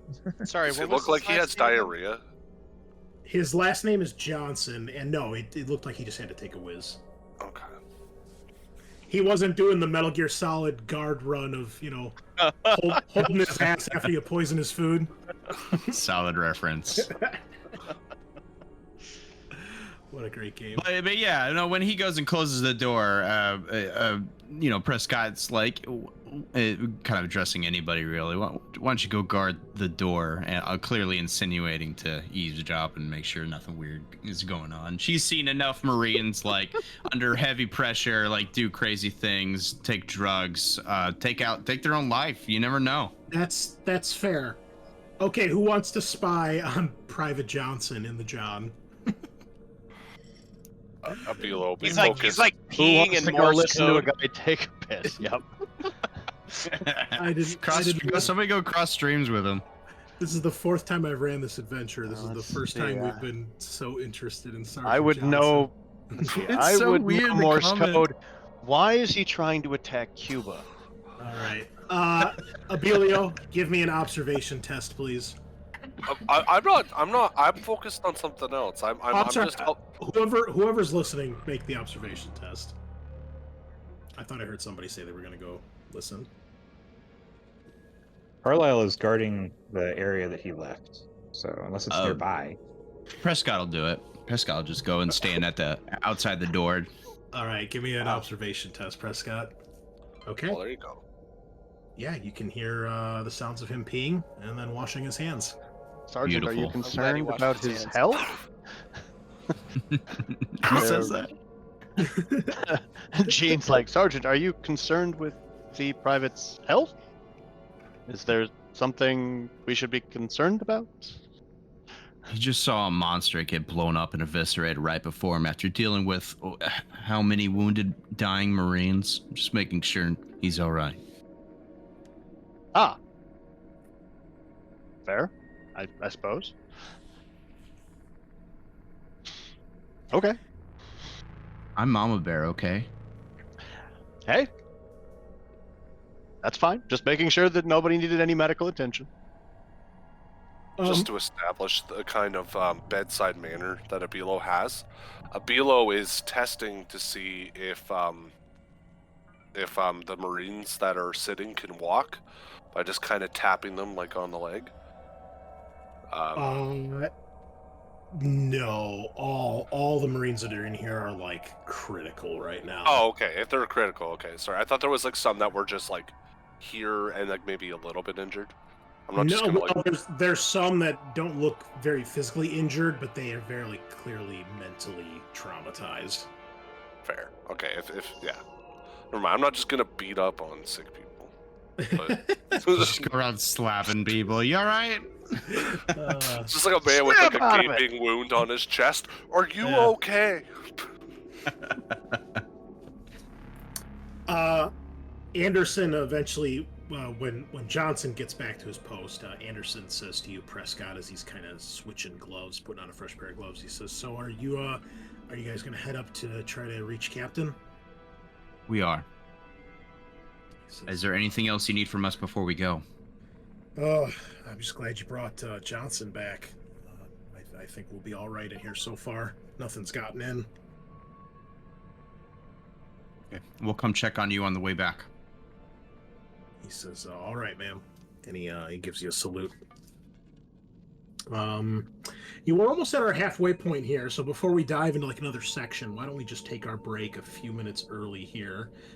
So guys, take like 5, take 10, grab some grab some drinks, grab some Dr. Pepper, as we always do, and maybe go hit the John like Johnson did, and we will be back for the second half, listeners. So we will see you in just a few moments. Nature calls. Unlike Johnson, I am going to go do something suspicious. All right, listeners, we are back. So the group is preparing to depart the med bay. Is there anything else you guys are going to do, or are you going to head up to the officer's quarters deck? I think we're good to go. Or I am, at least. For a character moment, I'm just going to approach Jean and gently squeeze his hand when I think no one is looking. So I'm sorry, did who was we Do I that? see that? get to relieve another stress Who from the was that? time off? You guys relieved 1 point of stress during that Okay. time. Who was it that Does- squeezed? Yeah, does Carlisle see that? That was a Bilo. Okay. All right. Oh yeah, right. Anfa shoots a Bilo a nasty look when he grabs Jean's hand. First of all, a Bilo is a woman. More woman than you could ever handle.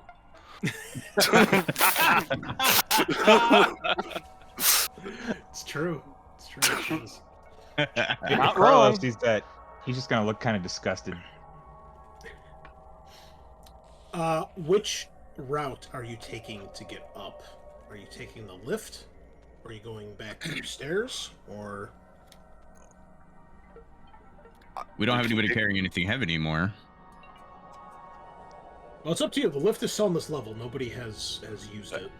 We could try to Uh, take the lift. My concern is if the captain could take the lift, why hasn't he done it? Unless he's just up there by himself. She said she was trapped in the officers' quarters. Hmm.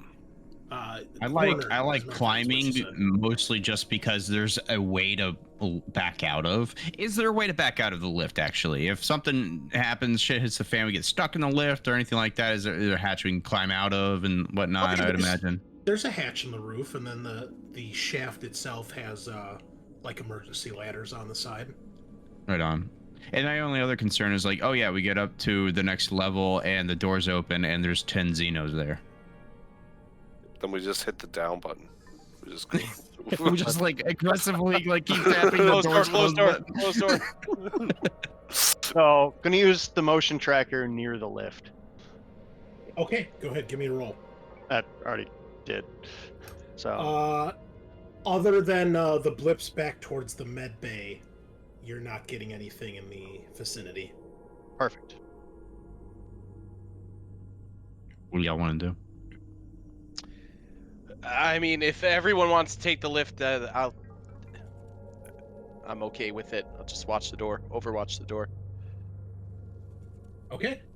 Well, you all hop in, and there's still some alarms and things going off and emergency lights, but otherwise it is quiet as you guys make your way up to the deck where the officers' quarters is. You guys get out of the lift. You can see more signs of damage in some of these hallways here. And if everybody could please give me a observation test. Whoa. That's a boatload of sixes. I got 4 6s, brother. I got 4 as well. Wait, Belio crushing it. I'm blind. All right, for those of you that passed, you can hear the sounds of these creatures snarling and shrieking and up to something up ahead down one of the hallways. Sounds like there's more than one. Can I use a stunt? Sure. 'Cause I got. Can I ask the question? Is it coming for me? No, it sounds like it's mostly staying in the area that it's coming from. Doesn't Okay. seem to be getting any closer. Well, yeah, Prescott will make the hand motion, the quiet, cool marine signals that we've seen in Predator and everything that may or may not be real. To be quiet, sneak. All right. Who has the motion tracker? Yo, Gene is going to be using it. Okay. Oh, it's Gene, huh? Okay. And then Prescott, if you want to give me a mobility test, please, for stealth. Gotcha. I'm gonna pull a quote moment. All right. But it's gonna be a little savage. You know what? I'm not gonna push because correct me if I'm wrong, Chris. Like, it's an opposed check, right? So, like, even if I get a success and they get 2 successes, it'll still fail. I don't foresee me Correct. beating this. Yeah, Correct. I'm gonna save the stress die for later. Okay. Is it because aliens tend to have like 8 to 12 dice for observation? Is that why? I could be slightly metagaming here, but No, I think Prescott would know that. That's fair. That's fair. Okay, so you guys are moving forward. Your footsteps are echoing in the hall despite trying to remain quiet. But, there's a group of you, and you guys got a lot of heavy equipment, so you're not being perfectly quiet. Gene, you use the motion tracker again. This time you do not lose any power, and you get 4 blips in the direction that the noise is coming from. Ooh. Carlisle is going to take point, and very much like Drake, as he's like walking down the hall in the aliens, he's going to like look over his shoulder, make eye contact with Gene, and intentionally say, "Talk to me, Shadow Man." We got 4 blips right that way, right over there. And Gene, you would know, because the others probably don't come up here because this is the officer's deck, but you would know you are heading in the direction of Captain Forrester's personal quarters. Right in the way. They are right in the way of where we're going. all right. Prescott's gonna hand you a grenade, Okay. which is like a size of a fountain pen. And You want me Yeah, to she's sneak gonna up give there you, and throw one? it's around the corner, right? Yeah, you guys can tell it's coming from around the corner. All right. So yeah, I want you to toss that. Get eyes on it, and fucking blow them up. There's 4 of them. Peek should my be head fun. around the corner sneakily and toss a grenade. All right, that's Gene that's going to throw the Yep. grenade? Yep. Okay. So, Gene, you get to the corner. You're out in front of the group. Okay, so Mhm.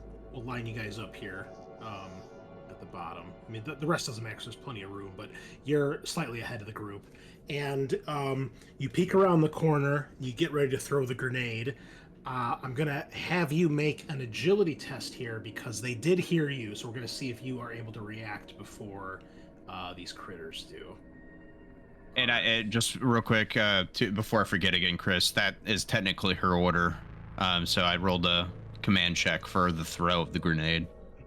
Okay, so he'll get 2 bonus dice then, right? Yeah. Okay. Yeah. All right. How many successes you got, Gene? 3. Okay, let's see what these guys have. All right, you have beaten them. They do not have 3. So as you turn the corner, you do see there are 3 of these creatures.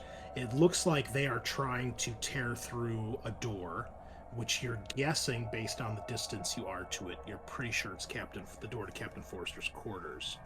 One of these creatures clearly heard you guys, and it's creeping down the hall in your direction. However, you are able to get the drop on it and throw the grenade before it charges you. So you may throw the grenade. You will hit all 3 of them. They're in like a cluster by the door. Cool. And you said to get 2 extra for that? Yeah, so make a ranged attack with the grenade and just add 2 extra die to that. Hell yeah. Okay, so you have a hit, and you've got a stunt there, so you can add that stunt to the damage if you want. So you're going to do a total of 10 damage. So I need you to roll 10 dice with the grenade, and every success causes a point of damage. 10 Ds. Yeah, so grenades, whatever their damage is, that's how many dice you roll to see if it does anything. Oh my goodness, not a single Didn't one. see a single one. Oh, awful. So, Gene, you throw the grenade. The first creature sees this and instantly starts charging you. By the time the grenade goes off, that first creature is well past the threshold of the explosion. Perhaps your toss doesn't get the grenade close enough, or perhaps their armor is just too good to the shrapnel. But whatever it is, it doesn't look like they really are affected too much. And now we are going to roll initiative. So everybody will, I think it's left click on your token and then right click on the crossed sword and shields to add yourself to the initiative track. And then go ahead and click on that D20 to roll your initiative. Oh, Prescott with the 1. Nicely done. Wait. A lot of ones. Yeah. Sorry, The other one, Carlisle, click on the initiative track, the cross swords in the top right corner, and then click on the D20 next to your character portrait. Oh, my bad. All right. I don't see a D20, but maybe I'm just blind. In the combat in the tracker. top right. Look at the combat encounters. Oh, sorry. My bad. Oh, she gets the 10. Not great. Okay. Oh, that's not great. Yeah, so in Alien, you normally draw a deck of cards, 1 through 10. 1 goes first, 10 goes last. Most alien creatures have a speed of 2 or higher, so they get to draw multiple initiative cards. Unfortunately, the alien also got really well here. I'm not sure how Foundry does the tiebreaker, but it does a tiebreaker somehow. So that being said, we're going to start combat here. I guess it makes sense. The one alien is right there on top of Jean, basically.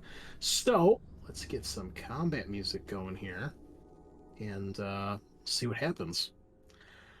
All right, Jean, the first alien comes charging towards you. So it's going to spend its first fast action to move into engaged range with you. Well, it'll need to use both fast actions because it's kind of down the hall. So its first turn, it spends getting into combat. Second turn, it will be able to attack you. The other 2 are closing the distance, and they're basically almost on top of you. You've gotten the attention of all 3, though. And then this one's going to attack. So aliens roll a d6. They have like an attack chart, and then we roll to see what they do. Playing with its prey, the Xeno attacks but not to kill. The target is knocked to the ground and drops all handheld items but otherwise takes no damage. The Xenomorph then stands over them, taunting its prey to run so the game can go on. The victim gains 1 stress and must make an immediate panic roll. Luckily, being a synthetic, Jean does not have to deal with stress or panic rolls. So, Jean, you are simply knocked prone. You drop whatever you had in hand, so the motion tracker and whatever else you were holding. Did you have a weapon out right now? The rifle at that point. Okay. So the rifle and the motion tracker go scattering to the ground and sliding across the deck. However, you are unhurt. The rest of you see this thing basically bulldoze him around the corner and knock him to the ground, hissing in his face. And you can hear the sounds of the other 2 scampering down the hall towards you guys. Jean, you are up next. Okay, well, Can I pull out the cutting torch and attack from down here? Yes, you can do a fast action to draw the weapon, and then a slow action to attack. All right. Well, let's get that cutting torch going.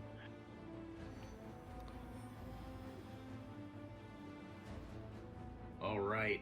So, what do you want to use your stunt for? Let's see. So that's going to be close combat. Let's see. I'm going to. Well, let's as well outmaneuver it and move myself up to the top of the list for next time round. As well. Do that. All right. I don't think I'll have to give this guy a different initiative. I'll get to that in a second. All right. Alrighty. So you swap initiatives with it. So you are top of the order, and then it is right after you. Mm-hmm. And how much damage you do? 3? Yep. All right. And that is armor piercing, right? The cutting torch? I believe so. All right. Okay, it blocks none of it, so it takes 3 damage. And acid goes spraying everywhere. So the way acid works is... Oh, there you go. Okay. Yep. The way acid works, the aliens have an acid splash value, which in the case of these guys is 8. And we add the amount of damage to the roll. So it's going to be rolling a total of 8, 9, 10, 11 damage, or 11 dice. Every success does a point of damage. Ooh. Ooh. Jean gets hit. Wait, did I roll too many there? Hold on. I did. I'm sorry. I put 11. It should be 11 total. Sorry. Let me redo that. Okay. Oh my god, it's worse. That was worse. Oh, Jesus. 4 damage to Gene as acid just dumps all over him. So that's Does 4 armor points get of the damage. soak? It can. You can try. Go ahead and roll your armor. Might as well get what I can. All right. So 3 you points. absorb 1. However, acid damage, when the armor absorbs it, the armor takes damage. So your armor gets dropped to 3 points. Okay. Oh, wait. Hold up. Your armor should be 6 total. Roll 2 more dice. Okay. It's probably damaged from the last game. I'll make that to a 5 then. There we go. Okay, it doesn't matter. All right, so you take 3 points of damage, and your armor takes 1, so it should be down to 5. Yep. Okay, we're good. Yep. And then I should be at 4 there. And you are still burning next turn. Yep. Prescott, you are next. All right. Mother, can I drag Gene to short range as a fast action? It would take a fast action to get up to him because he was up around the corner ahead of you guys. Okay. Then use your slow action to pull him out. I'll let you can make the mobility roll, and if you pass, the alien will not get an attack of opportunity on him. Okay. And if we are up there, we're not. I don't know how flamethrower might work in the situation we're in right now. But will Tonfa be able to use it still if I do that and not hurt Gene or I? If you guys are still engaged with the alien, you cannot use a flamethrower without risking hitting your friends. Oh man! If you pull Gene back, then yes, you can Okay. shoot it without risk. Okay, so if it would consume a fast and slow to get him to short range, is that what you said? Yes. Or just to grab? Okay, I will. Then I will do that. Prescott's gonna run up and grab Gene and start dragging you away. And as she's dragging Gene out of the fight, you said do mobility. Yeah. If you pass, then the alien will kind of just like disengaging from an alien. I'm gonna push that. All right. There we go. Okay, And it takes a swipe at you, but you drag Gene and duck low enough that it just hits the floor grating instead. And I was hoping I could do this as a command, but she shouts to Tonfa as she's dragging Gene to safety, light these fuckers up. All right. So you guys are all currently at short range. So Alien does range and range bands rather than spaces or grids. So basically you're one zone away, so you are free to engage. These two are out of line of sight right now. They're around the corner. So you can only see this one right now that's injured. So Tonfa, it is your turn. I say yes, ma'am, and I can I get ahead so I don't crank it in their faces? yeah. All right. What a polite artificial womb soldier. I mean, it is Gene, so It's true. gotta- Gotta save the team mascot. gotta protect We Gene need a at all sitcom costs. show. Everyone loves Gene. So yeah, I will. Sorry, do I have to target this one? No, not in I this just- game. Just okay. click on the name of the weapon you're using. Oh boy! All right, I still have the incinerator unit on, so here it goes. Hell yeah. Chunk. Okay, do you want to push or are you happy with one? No, let's push. I love the cool little Nice. effect they added. All right, 3 successes. Sorry, where were the push?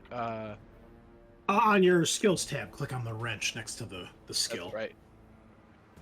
So keep in mind, flamethrowers are really awesome. You'll do your base damage here, and then at the start of the turn, it'll take the damage from the flames because it's lit on fire, which I believe is intensity 9 for the It incinerator. is. I did look that up. Intensity 9. I'll just dump it into damage. Okay, so that'll be a total of 2, 3 damage. And as most aliens are, these guys are weak to fire. Is it enough? Oh, it blocks 2. It takes 1 point of damage, and it is set on fire, but it is still alive. Now shrieking in pain and trying to, back off a little bit. Carlisle, your turn. Carlisle is going to take a fast action to aim, and then Okay. he's going to go just full auto. And you can't really hear the scream over the amount of bullets that are flying down the corridor, but he's just like screaming as like he's just. All right. Why don't you tell the listeners here what your talent does? Because you got an awesome one as Carlisle. Carlisle has Machine Gunner. Typically, if you go full auto, you suffer stress points, but the Machine Gunner talent states that firing full auto is the only way to get the job done. In your opinion, when firing on fully automatic, your stress level does not increase. Hell yeah. So I do not get any stress. Full auto gives you 2 extra dice, and aiming gives you 2 extra dice. So roll all the dice. Okay, so when I do this, I'm going to click on inventory, and then for my smart gun, do I add 4 to the bonus? Right click on the smart gun, and it'll bring up the Gotcha. the window to add the extra dice. Gotcha. Dice. See if I did it right.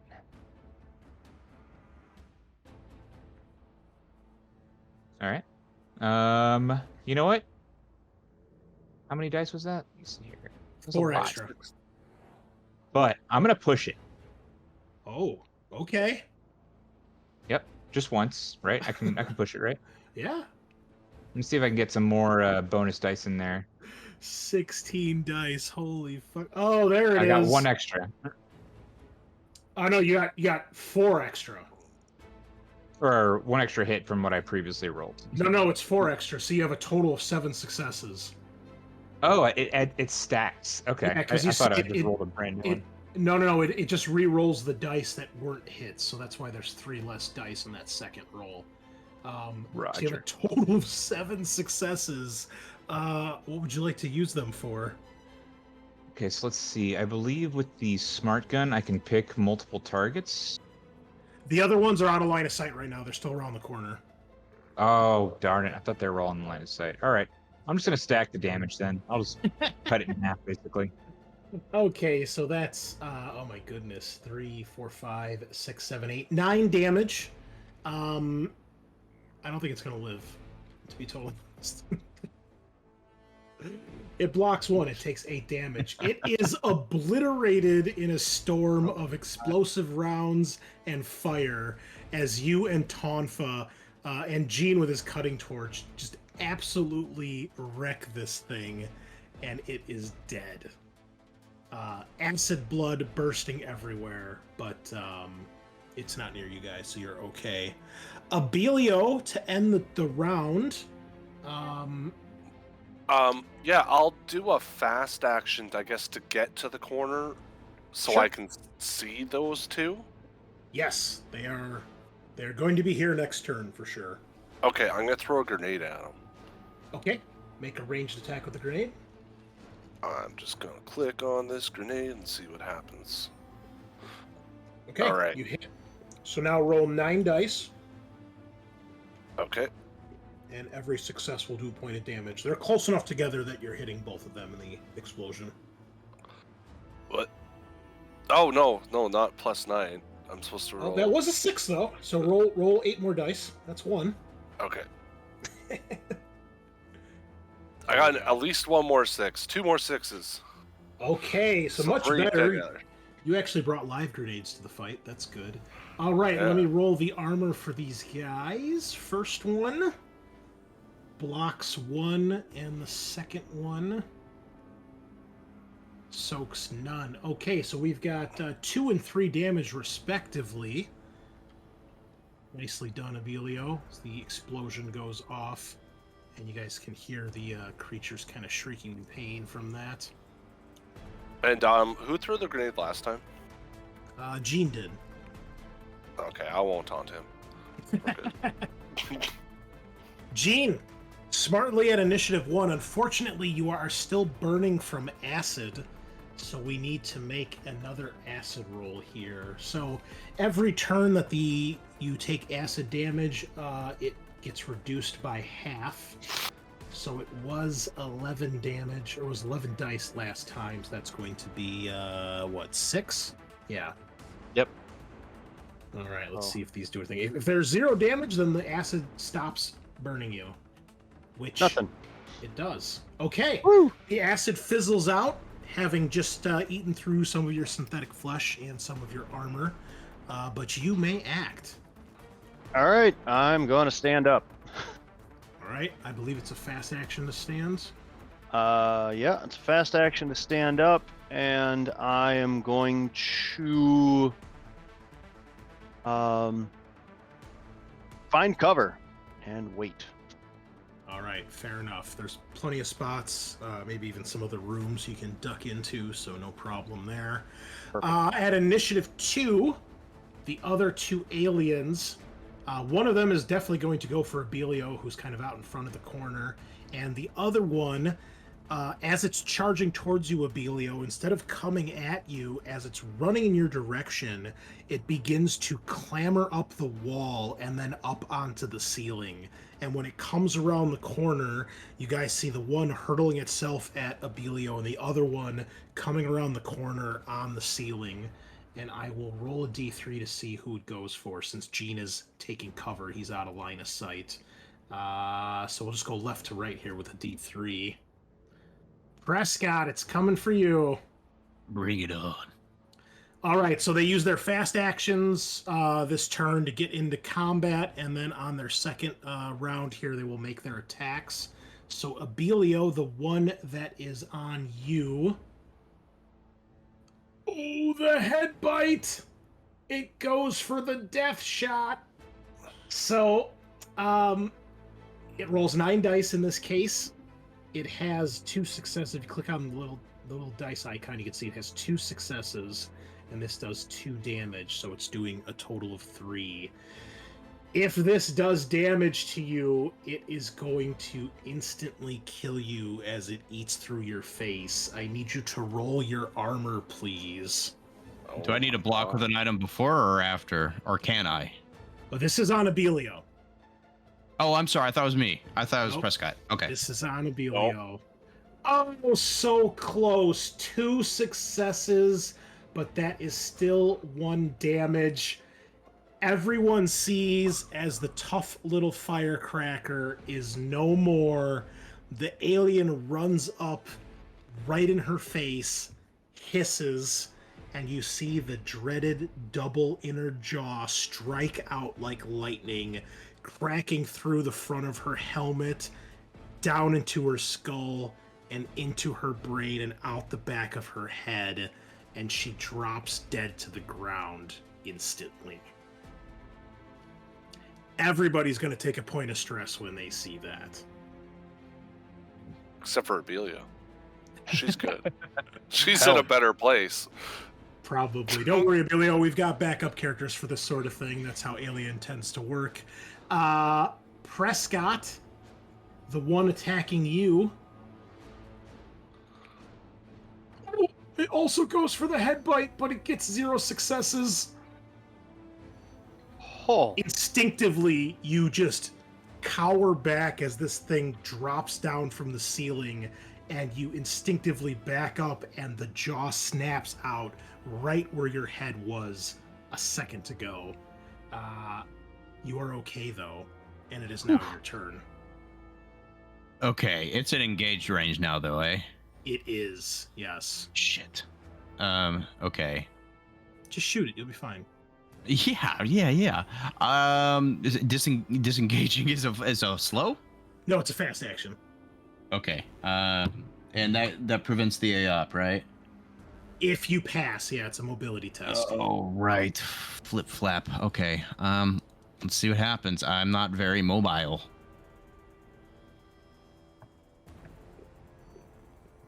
Uh-oh. No, you are not. Roll that panic, please. Oh, you're fine. thank God. Okay, but Okay. that still provoke, I guess. Yes, it does. All right. What's the worst that can happen?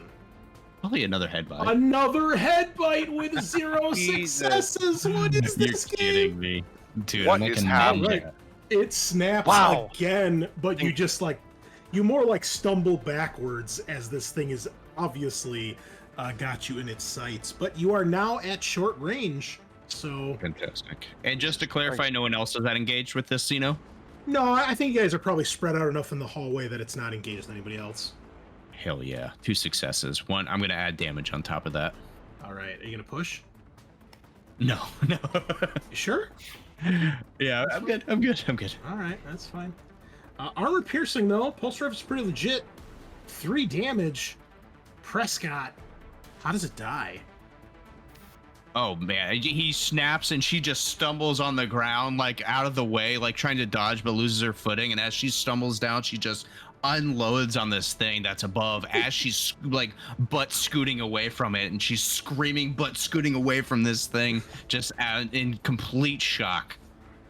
All right, listeners, I wish you were all in our Discord right now because it is blowing up with alien memes and predator gifs and gifs. Oh man, it's beautiful. Oh yeah, love it. Pretty much. Okay, Tonfa. There's 1 alien left. It is standing over the now dead carcass of the wretched, hated Abilio. Jesus, didn't hate her that much. My God. Oh, All right, this one's for you, Abilio. I'm gonna try and fire at the remaining alien. Will you sing "Ding Dong, the Wicked Witch is Dead" while you do it? Maybe I'll spit on her to put out the acid. There you go. That's nice of you. All right. Here it comes. Ooh boy. Nice. All Do you right. wish to push? 3 successes. Are you happy with that? No. I'm going to push. I don't think that's going to be enough damage. All right. Oh, but Ooh. it's a panic. All right. Well, on the plus side, you can't box this because you don't have enough stress, but go ahead and roll your panic anyway. All right. All right. There it is. Nervous twitch. Everybody's stress goes up by 1 as you see Tonfa just holds down the trigger, emptying the first canister of fuel. And absolutely, well, he probably melts this thing. I'll roll its armor, but I don't even know why I bother. Poor aliens. It blocks 2, but you had 1, 2, 3. You had 5 hits. Yeah. It's dead. How does it die as you empty the canister? I think it just discharges in this big gulp that just takes it over, and it just when the fire subsides, there's just this melted carapace. All right. Well, the creatures are dead. Tonfa, you'll need to spend a reload to reload your gun there. All right. Abilio is unfortunately also dead, but all 3 of the aliens are no more. Well done. Damn it, Abilio. R.I.P., you son of a gun. She was my friend. Yeah, unfortunately, Gene, when you come back out of your cover that you found, you see that Abilio is dead alongside this now melted, burning puddle that was an alien. Guys, the important thing Tonfa's is freaked Gene out? is okay. What's that? Say it again, Tonfa? The important things, guys, is Gene is okay.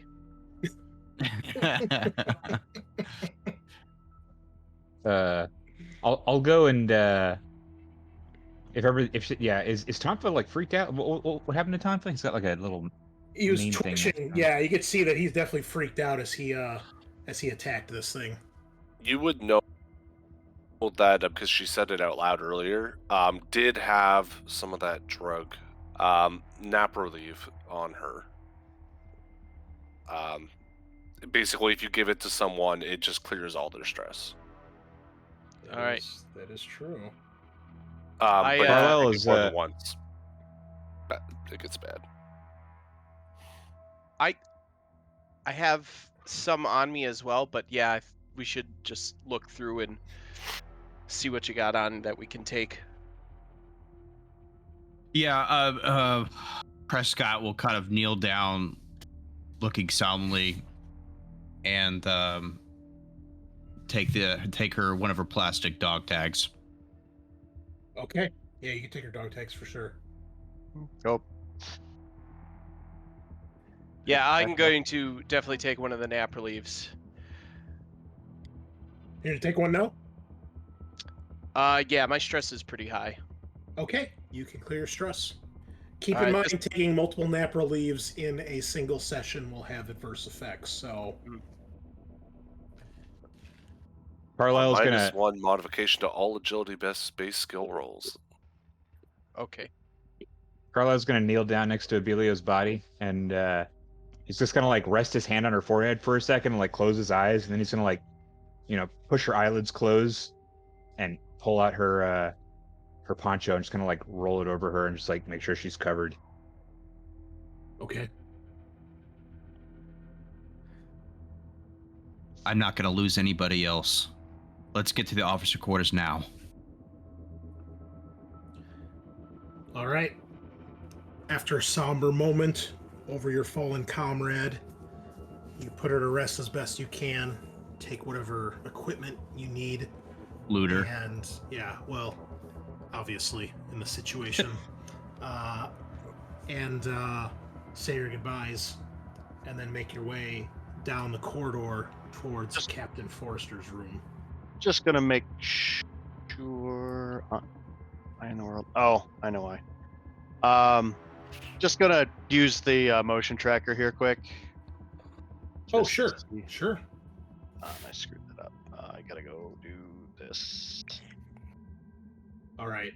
Hang so on. you do burn through some of your power there. All right. That's more accurate. There we go. No, there's only one ping, and you can tell it's coming from inside Captain Forrester's quarters. Okay. Yeah, Prescott's we're gonna move.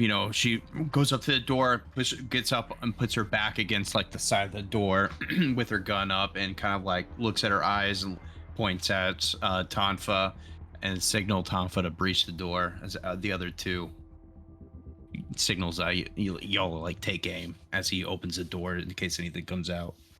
Yeah, you also notice as you make your way down this hallway, much like when you guys first got out of cryo, leading up to this door, there are several mangled bodies of other Marines, and you do see what looks like a small blood trail leading into the room. And the door has significant damage to it, but it is still operational. It has not been destroyed, but they were clearly trying to get in. When you open the door, Prescott, you guys are ready. Like a SWAT team ready to come in here. None of you have ever been in her quarters before, but Gene has. He would recognize it. And you guys do see, obviously, probably the finest quarters on the ship. You see, towards the back of the room, Captain Forrester. She is leaning with her back against like a desk, and she's like propping herself up a little bit. She's holding a wound on her like lower abdomen, which you can see blood seeping through her uniform and her hand. And she's got a pistol pointed at the door when it opens. And when she sees you, Prescott, you can see a instant look of relief come over her. And she lowers the gun and like kind of takes a heavy sigh as she leans back. You all know who Captain Forrester is. It's unlikely any of you have had direct interactions with her aside from Jean, but she's an older woman, probably in her late 40s to early 50s. She's starting to show signs of graying hair, but you all know that she has been the officer in charge of the Alexiaries for about 8 years now. So she's been the captain for a significant amount of time. And she is through and through a proud Marine commander. She is all about the Corps, and she's a true soldier, and she expects those underneath her to act like pure soldiers as well. And you do know that she was very proud that you guys were given this assignment by General Vaughn. It's considered a pretty big deal and a pretty big honor. When she sees you, she, as I said, she kind of lets out a big sigh of relief, and the tension kind of dies down as you guys realize there's no one else in here other than her. Captain, is that you? She looks over to you. She obviously sees your rank. She says, glad to see a friendly face, Sergeant. Ah, oh, fuck. Prescott relaxes. I assume everybody goes inside? I'll keep watch on the door. I'll keep watch outside too. This Okay. is enough time for a turn. I will rest to relieve one stress. I was gonna say let's maybe get inside, seal the door so we can rest. Yeah, you'd probably want to come inside if you want to actually rest and have a safe area. Stand out in the Take us hallway. about 10 minutes. Standing out in the hallway with a bunch of dead bodies is probably not going to do anything for your stress levels. Take us about 10 minutes to get a game plan, talk to the captain and everything anyway, I figure. All right. Gene, do you go inside as well, or are you waiting outside? I want to take care of Obelio's body. Okay. Prescott. Well, obviously everybody would see that as you guys go inside. Gene is going back towards Prescott. Gene, why don't we carry her in here? Okay. When you say that, instantly, Captain Forrester's like, Gene's with you, and she like almost slams you against the wall. She forces her way past you and stomps out into the hallway.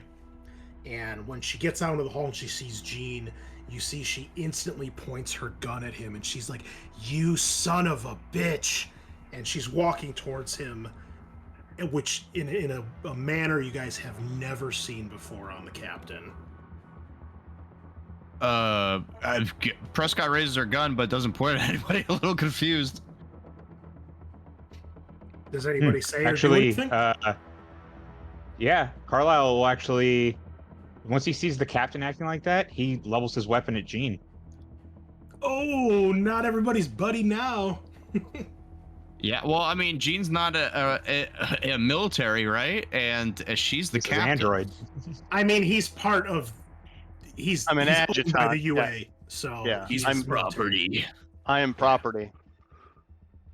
He's not classified as human. Okay, Nope. so Carlisle points his gun at Gene as well. Tonfa, what are you doing?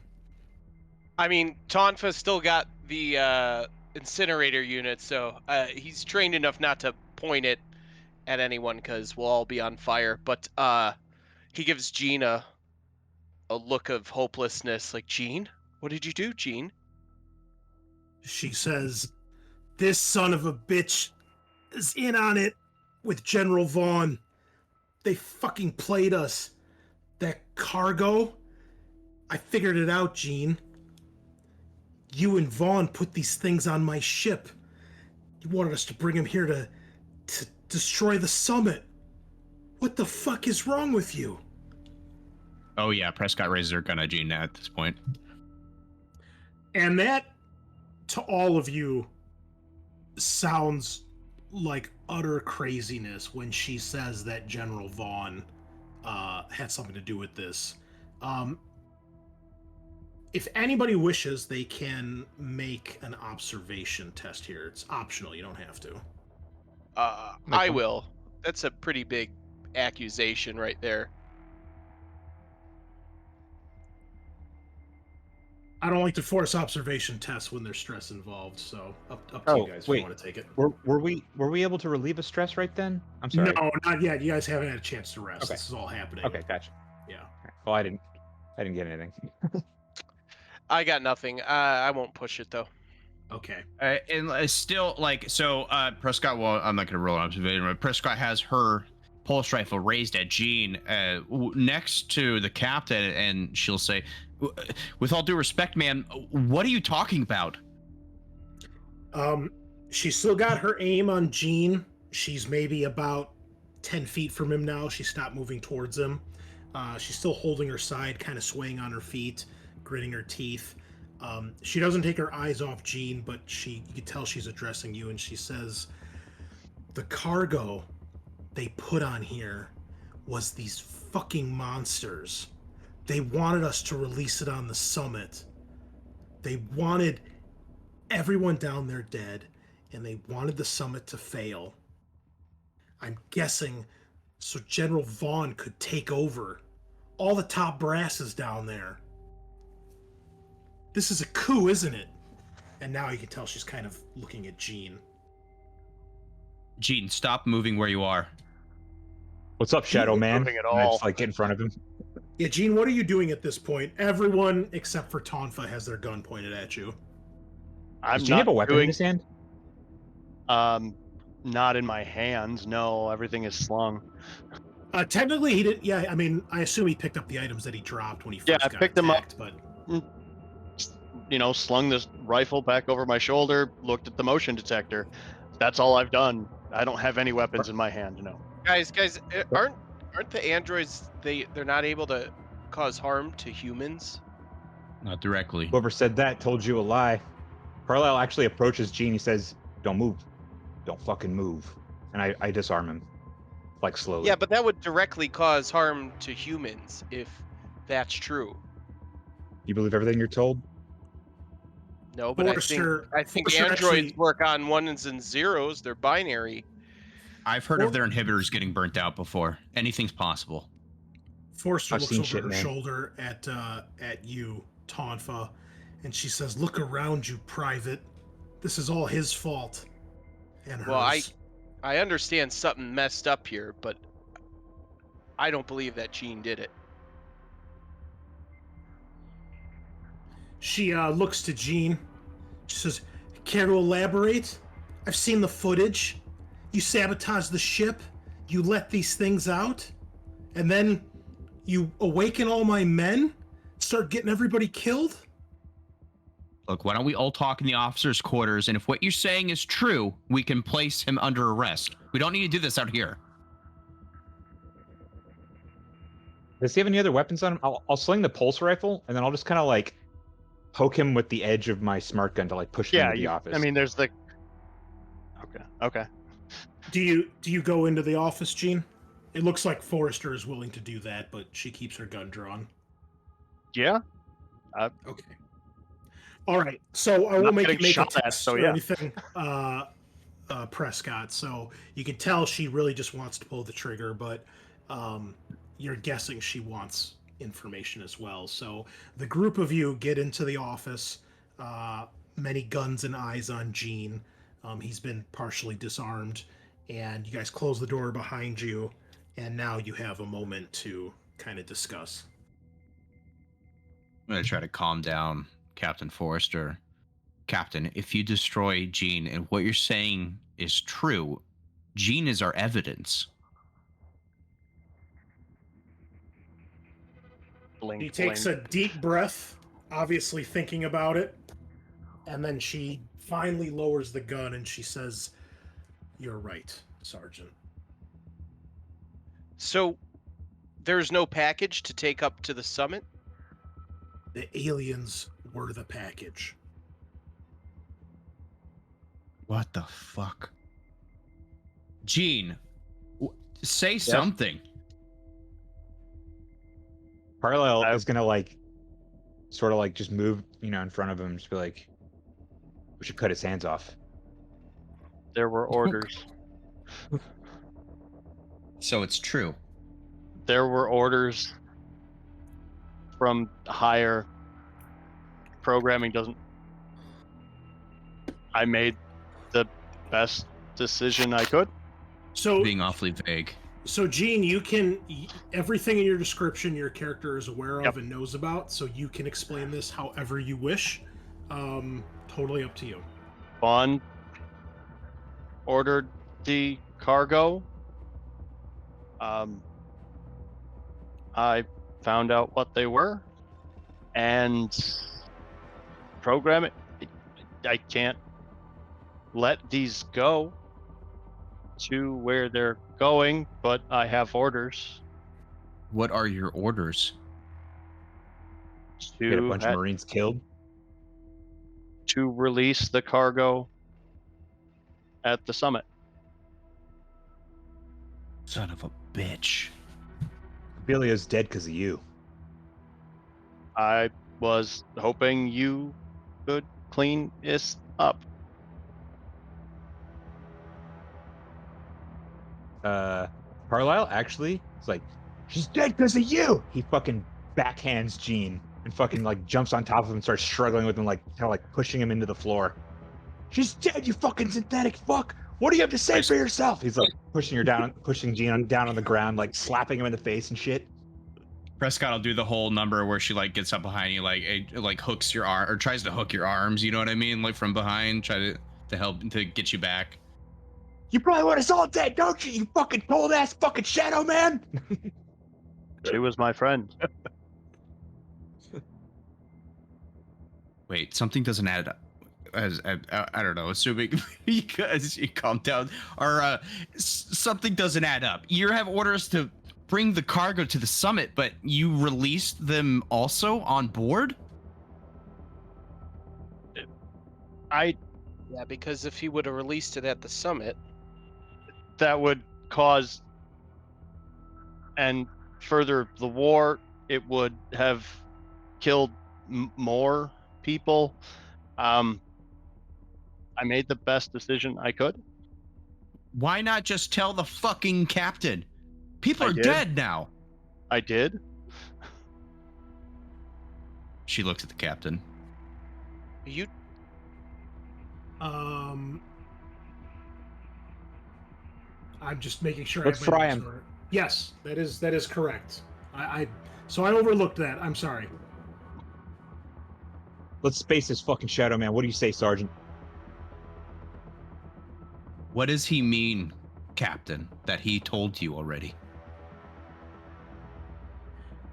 Okay, so bit of GM confusion here because Captain Forrester's description does not explain that he told her, but in Gene's description it says that he did. So, Yeah, against orders, you told Captain Forrester what the cargo was, and then to save the summit and prevent war, released them.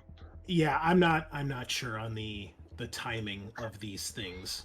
But Might have I released guess- them first. I don't know Yeah, at this point. to just to explain to sum up what's happened, he was given orders by General Vaughn to release these things on the summit, and Gene instead decided to release them while you guys were in orbit in hopes that he wouldn't end up destroying the summit. But he couldn't directly disobey Vaughn's orders either. And with all these cross orders of getting an order from a superior officer and, you know, having behavioral inhibitors to prevent him from hurting humans, his programming got all fucked up.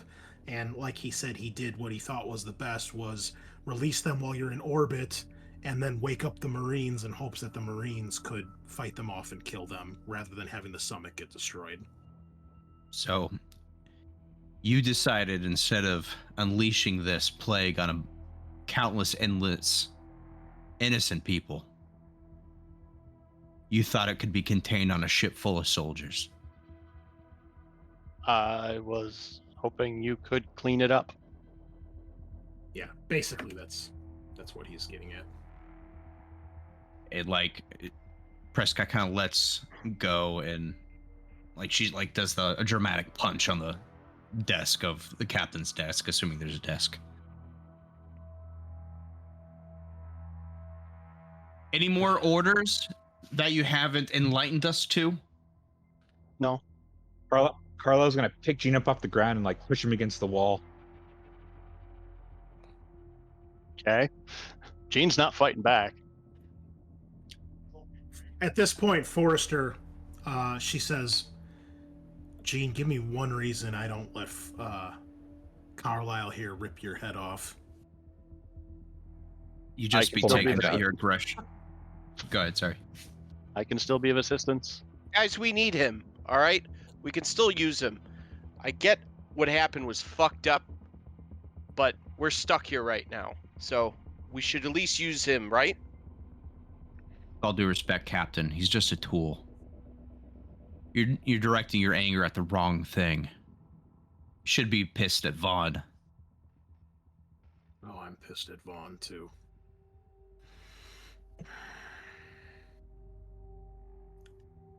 All right. Look, Orders, Captain. we need to destroy this ship. We can't let a single one of those things get down there. Otherwise, Vaughn's plan is gonna work. And everything that everybody's been working for is gonna be all for nothing. And we're gonna have a fucking war tear through the colonies. All the pods have been jettisoned, Captain. You're asking me to kill my team. I'm asking you and your team to do your duty, soldier. Sergeant. Gene, if we get to the power core or the bridge, can you overload the engines, the core, anything like that? Yes. What's the most probable way? Or what? Well, how should we word this? Which route is the best? What's going to guarantee the Alexiaris is done for and all these things with it? Okay, so I'm gonna roll. Is that Comtech just to figure out what our options are for destroying the ship? Yeah, you can make contact. That's fine. All right. Well, that's gonna go well. You're not sure what would be better, but the two things that come... There's three options you think of. One is to override the weapons on the ship and have the weapons fire on the ship itself. The issue with that is that you might cripple the ship, but you might not make it go, critical and like blow up. So you would probably destroy the ship to the point where it's just a floating husk, but you wouldn't obliterate the ship. The second is to get to the bridge, see if you get the ship controls back working, and have the ship basically crash into the planet, and that would probably obliterate the ship. However, there is the chance that the ship does not obliterate and something survives the wreckage. The odds of that are incredibly low because a ship like this is not meant to go through orbit. So just going through orbit in and of itself is going to really fuck the ship up, and then it's going to be an uncontrolled descent into a planet. But just like in the first Halo, when the Pillar of Autumn crashed on the planet, it might still be pieces of it and somebody might survive, including one of these creatures. The third option, which you probably think is the best, is to overload the power core, the reactor, and it would basically result in an explosion like the Nostromo and just obliterate the ship.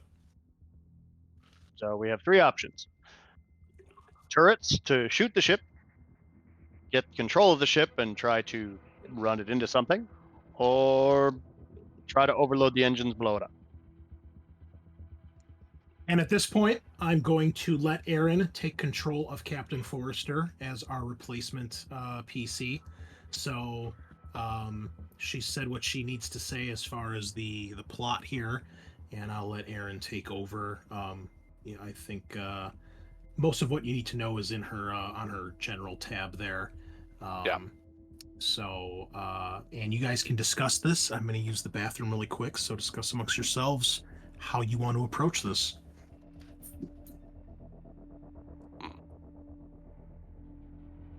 Are we evil Marines, or are we like morally responsible Marines? Well, I mean, I don't think we want to die, right? Like, if there's a way I don't for wanna us to survive, it's probably... Your captain is ordering you to blow up the ship. That's what she's doing. Yeah, I'm kind of speaking out of character. Yeah, no, fair enough. Yeah, like even out of character, it's like that is what she's saying, and I get what she's saying.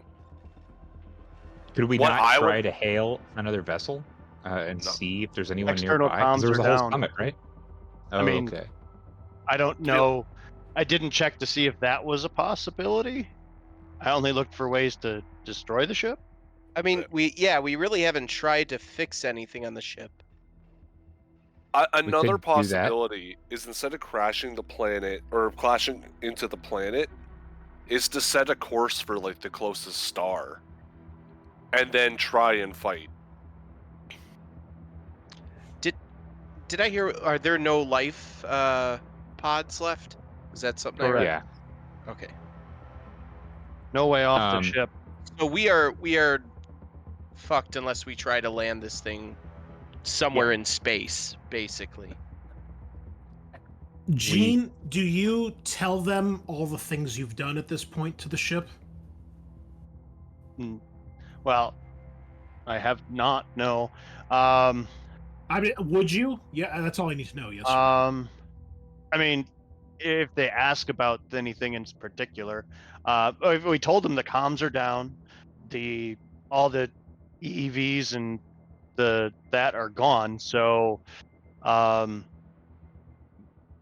Yeah. So, basically, what else did I do? you guys could probably, and everybody can reduce their stress by 1 as you guys discuss this, because this will take a little time. But basically, as you guys discuss this, and Gene might answer some questions, or you guys can use a terminal to look at the status of the ship. But basically, there's no way off the ship. All the escape pods have been ejected.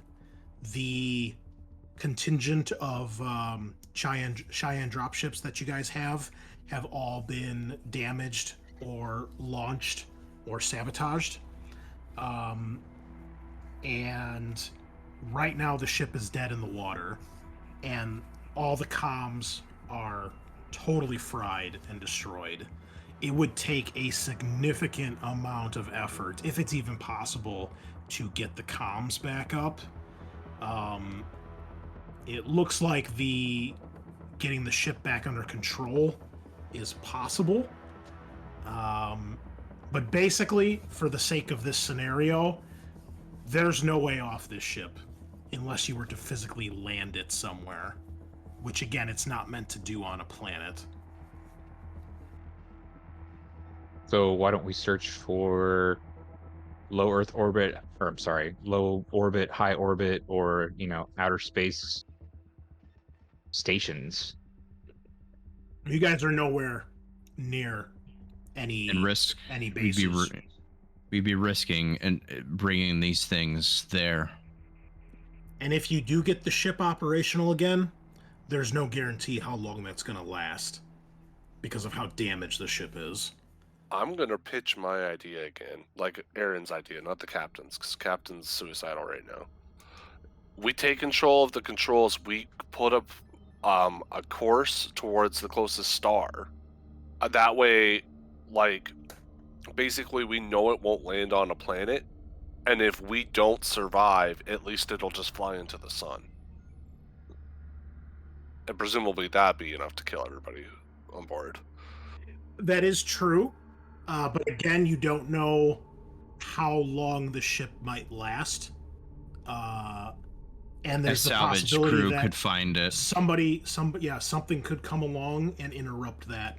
You're probably several weeks from the nearest star. As far We gotta as blow travel. the ship. We gotta blow the ship. We It's could, the only- we could also. So here's another idea, random idea. We barricade the fuck out of the hypersleep pods room. Like, nail and fry as much shit to the doors on both sides, and we put ourselves to sleep with an SOS on after repairing whatever sensors or comms array or whatever, and set the ship to just sit in space, and we just sleep until someone comes and finds us and they pick up our message. I mean, I like that versus dying. All right. With knowing what I did or so far to the comms on that, is it even possible to repair the comms or to get an SOS message out? That's what we're looking for. Possible, yes. Highly unlikely. So let's say we go with that plan. We get into cryo, and while we're sleeping, the things still get in there and kill us in our sleep. And then the ship's just floating around in space, waiting for the next ship to infect and destroy. And let's say they're not as disabled as this ship, and they go to an entire planet. This mess is our responsibility now. Look, we got a medic and another private downstairs. The private is loaded. He's locked. You get them, clean the ship room by room, and then just in case, go to sleep anyway. And, maybe we never wake up again. But I'd rather have that than just give up. So you, based on what you guys have seen and the amount of destruction and carnage, you all probably find it highly unlikely that 5 to 7 of you are going to somehow survive where a contingent of over 2,000 Marines appears to have gotten its asses whooped. You have no idea how many creatures are on board right now. I look at Gene. How many are there? I don't know if Gene actually has that I information don't or not. have. Can Mother isolate these organisms from us? Probably. You'd have to get up to the mother, which is up at the top here at 18, to do so. Yeah, how can we... Is there a way we can, tactically kind of, figure that out? How many there are on board? Yeah. I don't think General Vaughn gave Gene the specifics on that. I mean, maybe with Mother we could do something as far as internal sensors or something, but motion tracker only goes for so close for the personal stuff. Think it's worth a shot? Possibly. We could try. I'm not willing to give up. I'm gonna say, this is out of character, player, that we're meant to blow the ship up. Well, that's where I'm thinking too. It's one, I'm looking at what time it is. Yeah, I think we're meant to blow the ship up. I don't think there's a chance of survival here, or meant to be a chance of survival. I think that's been heavily suggested that we're not going to live through this, and we're going to blow the ship up in a blaze of fucking glory. And the success is whether or not we survive long enough to do that, or if we die in the process. Because right now the ship is autopiloting towards the thing, so it's not like we have unlimited time either. No, right now the ship is dead in the water.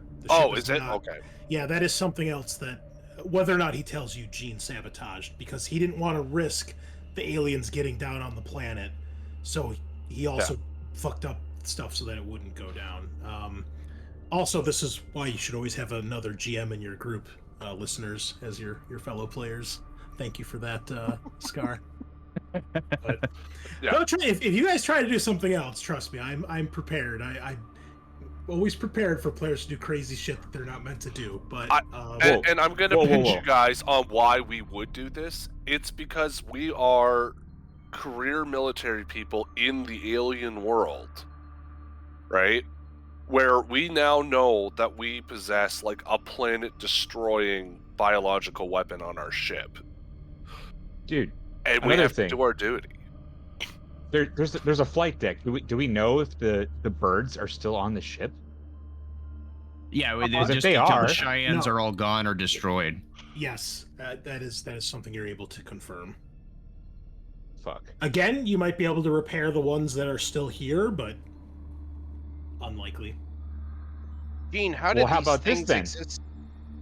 I mean, so why don't we just They were in cargo containers.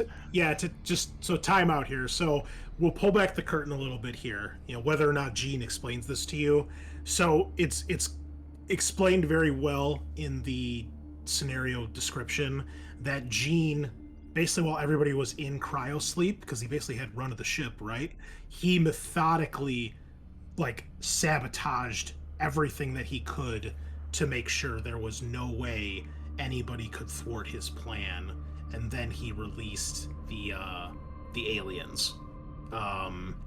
So he did the best he could without totally disobeying General Vaughn's orders, but also without immediately endangering the summit.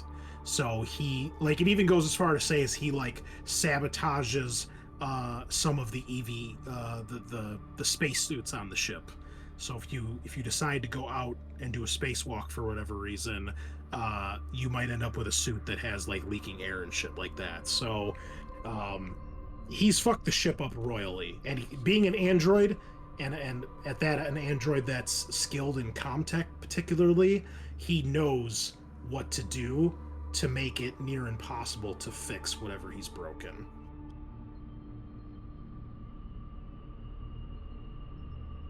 Couldn't. Captain, what are your orders? They don't change. You choose to blow up the ship, or you choose to fly this into the atmosphere. But we are going to die tonight. Let's blow the ship. All right. Well, the power core is this big tower here at the back of the ship, and then basically it's a huge like cylinder, like a silo, like being inside a grain silo. It's this huge cylinder shaft that goes vertical pretty much from the top to the bottom of the ship. And then at the very top is the cooling tower, which actually opens up and can vent out into space to help vent the heat so that the reactor does not overheat. But the controls and stuff for the reactor itself are in this vertical shaft. There's several floors, obviously several decks, and there's a couple different control panels there. Gene, you would know that you would probably have to activate at least 2 or 3 of the different control panels to set off, basically make the core malfunction, which will eventually make it overheat and then go critical and then explode. It'll take some time for it to reach like a critical mass, because you would basically be shutting the vents and making sure it's not venting heat. It'll probably take a couple hours, but it would definitely be faster than trying to fly this thing into the nearby star. Okie dokie. We can do that. You could also just take a bunch of explosives and strap them to the core and set them off, and even if it does a small amount of damage, if it does enough to rupture the actual containment vessel of the core, that'll probably make it just go nuclear and just explode. Fun. So. Okay. All right. Okay. Well, I mean, I can make it overheat if that's the plan. All right. Well, you guys then depart this room and begin making your way towards the core, making your way through the hallways and up through the elevator shaft again. More signs of destruction and fighting all throughout the ship. You find several more areas where more Marines have either put up a fight or were slaughtered coming out of cryo. You can see that there's even one area where you see some sentry guns that were set up and either destroyed or have run out of ammo. You see several more alien corpses all over the place, acid damage, bloodbaths, and just outright chaos. Should we go and get Johnson and the rest of the Marines that were able to fight in the medbay? Johnson and bad Anderson idea. are the only 2 that can fight. Well, I mean, should But we if go you want to get get them, you can. You could try. Not a bad idea. Yeah, except You can see that Prescott's kind of hesitating. I don't know. If you were going to die, would you want to know what's about to happen? Well, I'm Or would you thinking rather to have just- some extra firepower. Who are you asking? Because I I'm would just rather asking know. a group, I guess. Can Should we also just take into account that they might prove to be enough of a distraction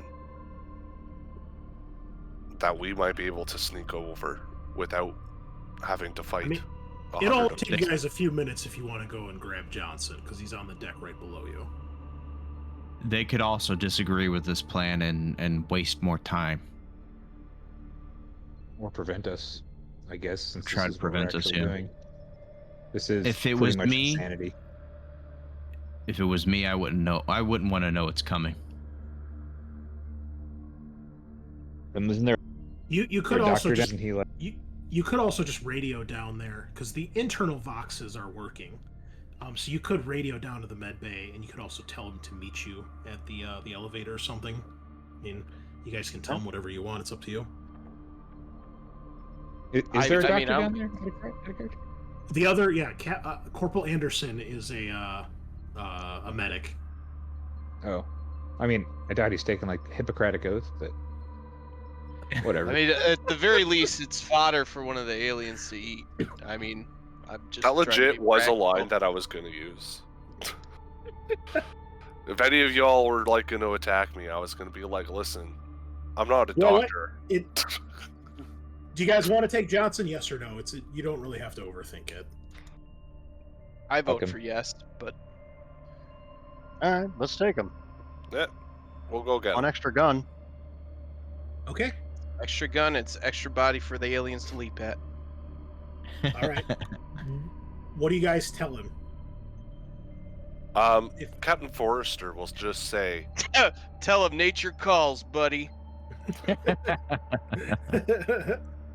yeah, as Captain Forrester, I just say, you need to abandon this post and come with us. We have work to do. March. Oh yeah, he's not gonna disagree. As you guys are eventually, it's gonna take maybe about a half hour or so to get to the core. He'd probably ask like one of you, one of the others that's not the captain, like, what are we doing? What's going on? Let's see. Carlisle. Let's I Carlisle would step- say we're I'm gonna gonna save roll- a I'm lot gonna of roll people. See who he actually asks here. It's actually Tonfa. So Tonfa, you guys are like at the back of the line, and he's like, "What's going on, man? What are we up to? What's the plan here?" Don't you remember nature's calling, buddy? He's like, yeah, I remember that. And he's like, but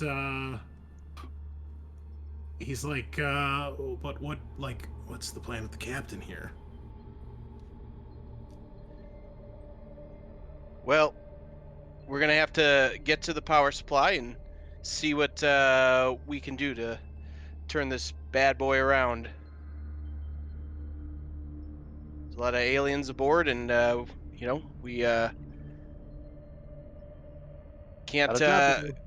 can't let them escape. All right. He kind of nods to that. I mean, I'm trying not to freak him out, I guess, by divulging too much of what we're doing. So, Okay.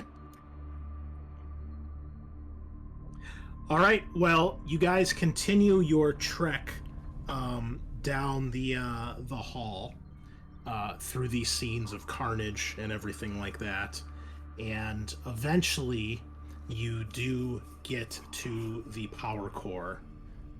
The door is there in front of you. You guys are basically right here in front of the core. What do you do? In my inventory, I have an interface key. I'm assuming that would open the door. Yeah, I believe the interface key actually. The interface key is to access Mother and the bridge. But yeah, it'll probably override this too if you really want to. That's not a problem. Well, you guys open it up. You are Prescott agreed. uses. Sorry, go ahead. I was you, thinking Prescott uses motion tracker. Oh, okay. Well, it runs out of power, and there are several blips that kind of fade in and out on the motion tracker. You can't tell if it's malfunctioning or if it's getting a poor reading. You've never used the motion tracker around the core before, so you don't know if maybe there's something with radiation, maybe. But you guys get the door opened. Captain Forster uses her captain's key, and this big, massive bulkhead opens up, and you find yourselves in the central shaft of the core. So the core itself, on the outside of this shaft, are catwalks that kind of go around like a donut around the core, and the core is in the center of the shaft, all the way from the bottom to the top. You can hear it humming and vibrating. It's quite loud. And there are ladders intermittently that allow you to go up to the next section. And there's several sections here. You can't even see all the way down to the bottom because it just runs the whole height of the ship. You do see nearby, above you guys, you can see one of the control panels that you would need to access, and you can probably see another one a bit further down a couple flights of the ladders. When you get in here, though, it is incredibly hot and muggy and warm. There is visible steam as you guys enter, and despite the darkness and the flashing lights, you guys can tell when you walk in, you're no longer walking on the metal of the catwalks or the deck plating, but you feel something soft and squishy and wet.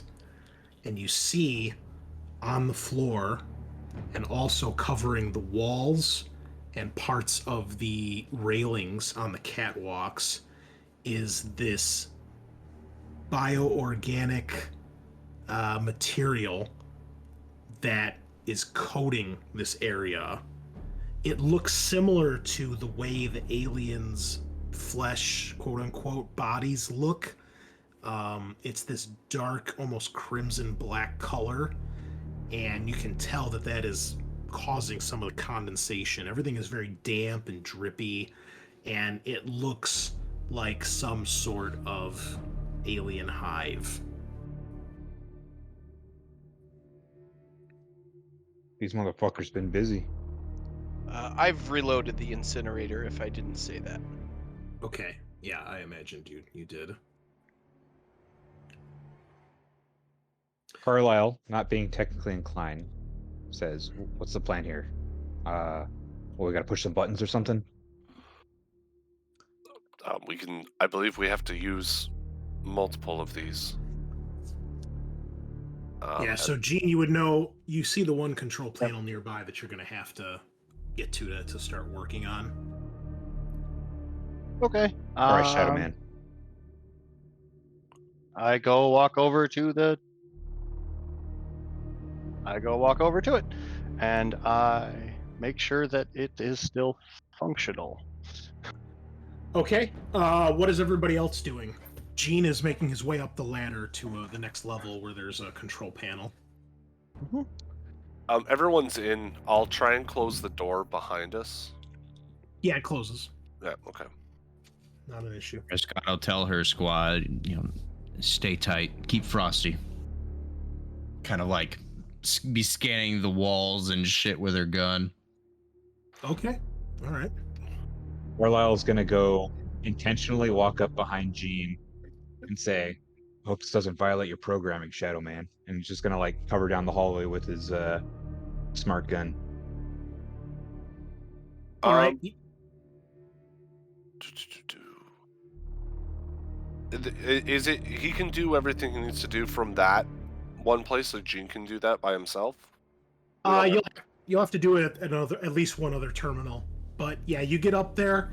You have to spend some time getting rid of this alien hive material. Some of it is coating parts of the control panel, so you have to kind of like pull it loose or chip it loose. So it's taking a few minutes to do that while everybody else is kind of milling about or standing guard. Everybody, please give me an observation test. I don't wanna. Worst rolls I got. Hell yeah. Best rolls. Oh, I want to be blissfully ignorant. I've got one.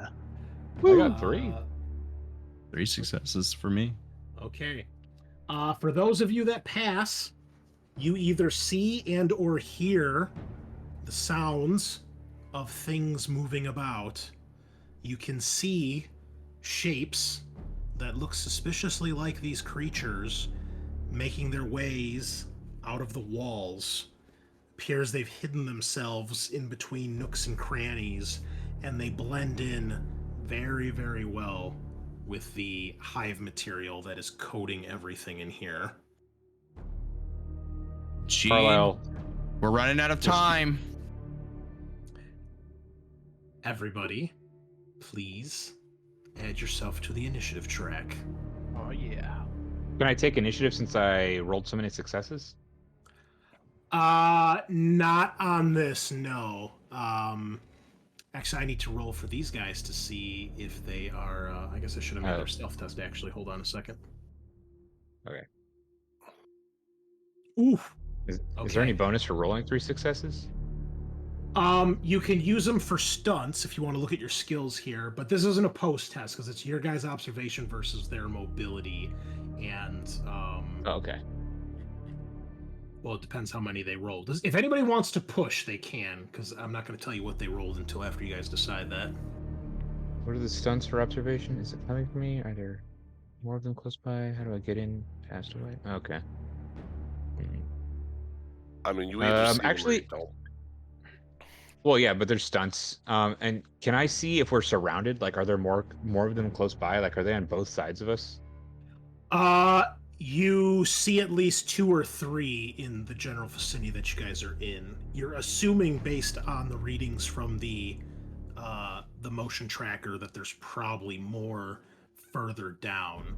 But this thing is so huge that you can't even see all the way to the bottom. You would be surprised if there's only 2 or 3 of these things in here.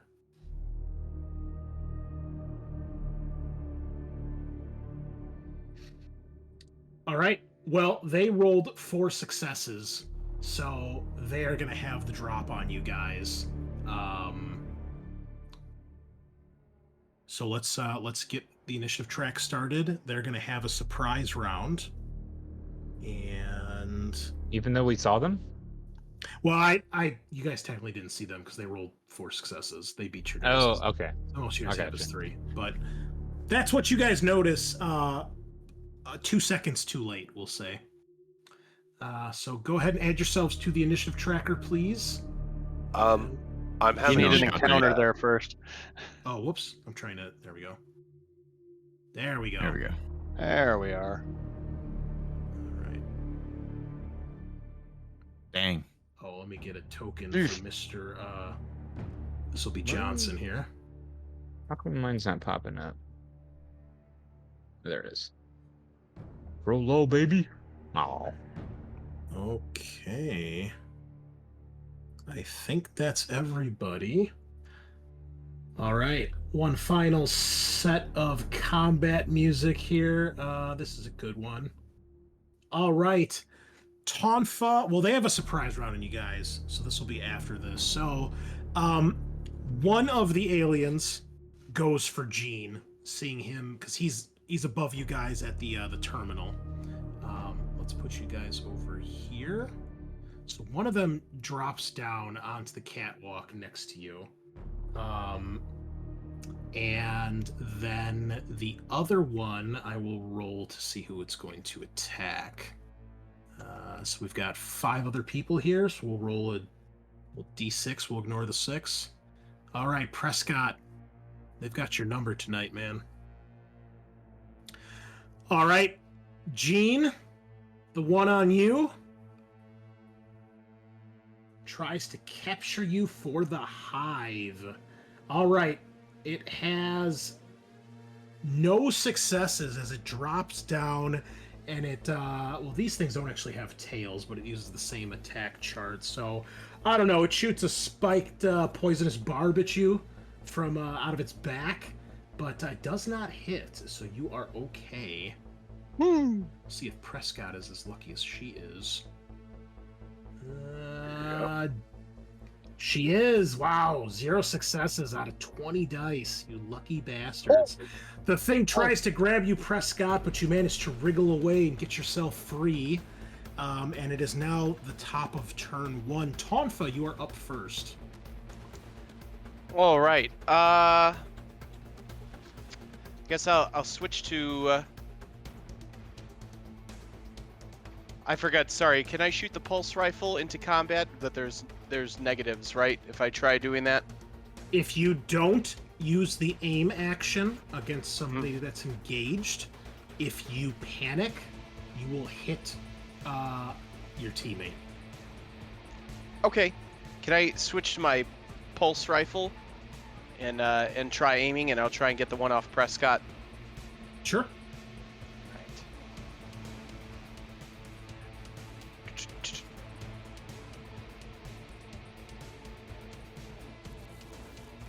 All right, looks like it's only got one. I'll push. Okay. Ooh, nice. Good Okay, choice. you got a bunch of stunts. What do you want to do? Extra damage. Or, well, can you... It's not like grappled with him. Can I use one to push it back? So, Yes. all right, so one to push back, the other two into damage. Okay, so 4 damage total. It blocks none of that, so it takes 4 damage and it staggers back. Prescott, as bullets are flying past you and striking this thing and driving it back. However, a big splash of acid is coming your way. That's what you got armor for, right? 1 success on the acid. Hey, you're Please roll fine. your armor. Ooh, okay, so you absorb it, but your armor's going to take a point of damage from that. You're no longer burning. And then it is Johnson's turn. Let me see here. Carlisle, to your dismay and to your horror, you see that Johnson turns his gun in your direction and opens fire at you. Everybody sees this. Oh, he will push. At who? He's shooting Shoots at me. Carlisle. But he panics. Okay, so he empties his clip. He does have some extra damage here, though. He's going to use 1 stunt to make you drop your weapon. And then the other one, he will try to pin you and make you take a panic test. So please roll a panic test. And then you're going to be taking 3 damage that is armor piercing. Can you drop a gimbal-mounted weapon? You'll have to spend a turn. I mean, you won't lose it, so it won't like go over the edge or anything, but you will like drop it, so you'll have to spend a turn to pick it up and get yourself situated again. You keep it together though. You're taking 3 damage. This is armor piercing, so that it halves your armor. If you right-click on armor on your main tab, you should be able to hit an armor piercing button for that. In general? Yep, in the bottom Oh, left. So I just put like 3 instead of 6, basically? Oh, armor piercing. I see. Yeah, I'm just hit sorry. the button. Yep. Right. Okay, No you saves. take 3 points of damage, and everybody gains a point of stress when they see Johnson open fire on a friendly.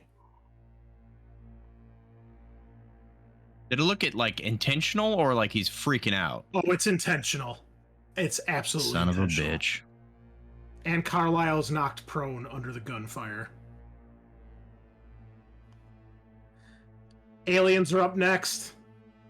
They will continue their assault on their same targets. Gene. Oh, that's a lot of dice. Oof. Okay, it tries to attack. It has 2 successes on its first attack here. It is trying to strike you. It's trying to grab you to do the head bite next turn. So you have a choice here because you haven't acted yet. You can give up one of your fast actions to block and try to reduce the damage. If you do so, you'll make a close combat attack, and I'll give you +1 for having an item as a bonus. So +1 to that. It's got 2 successes. Oh, Ooh, Lord. None. I All rolled right, you nothing take- anyway. That's going to be... Okay, this doesn't do any damage. It's grabbed you. Okay. So next on your turn, if you want to break loose, you got to make a opposed close combat roll against it. Okay. The victim and all friendly characters in the same zone, that's going to, well, pretty much be everybody, must make a panic roll. So that's everyone? Yes. That's basically just a stress test, is that right? Correct. Mm-hmm. Still rolling low, pretty good. Oh, Prescott drops her gun, and her stress goes up by 1. All hell's breaking loose. I keep it together, looks like. Yep, All right. me too. Yeah, I keep it together as well. All right, Prescott, the one attacking you, does Hypnotic Gaze. It just stares at you as you drop the gun, fumbling and wondering what's about to happen. Your stress goes up by 1, and you must make a panic roll. You freeze in place. Your stress level and everybody else's stress level goes up by 1. All friendly PCs. Next up is Captain Forrester. So it's a fast action to move, right? Yeah, you can move 1 zone. Okay. and Yeah. a So fast action.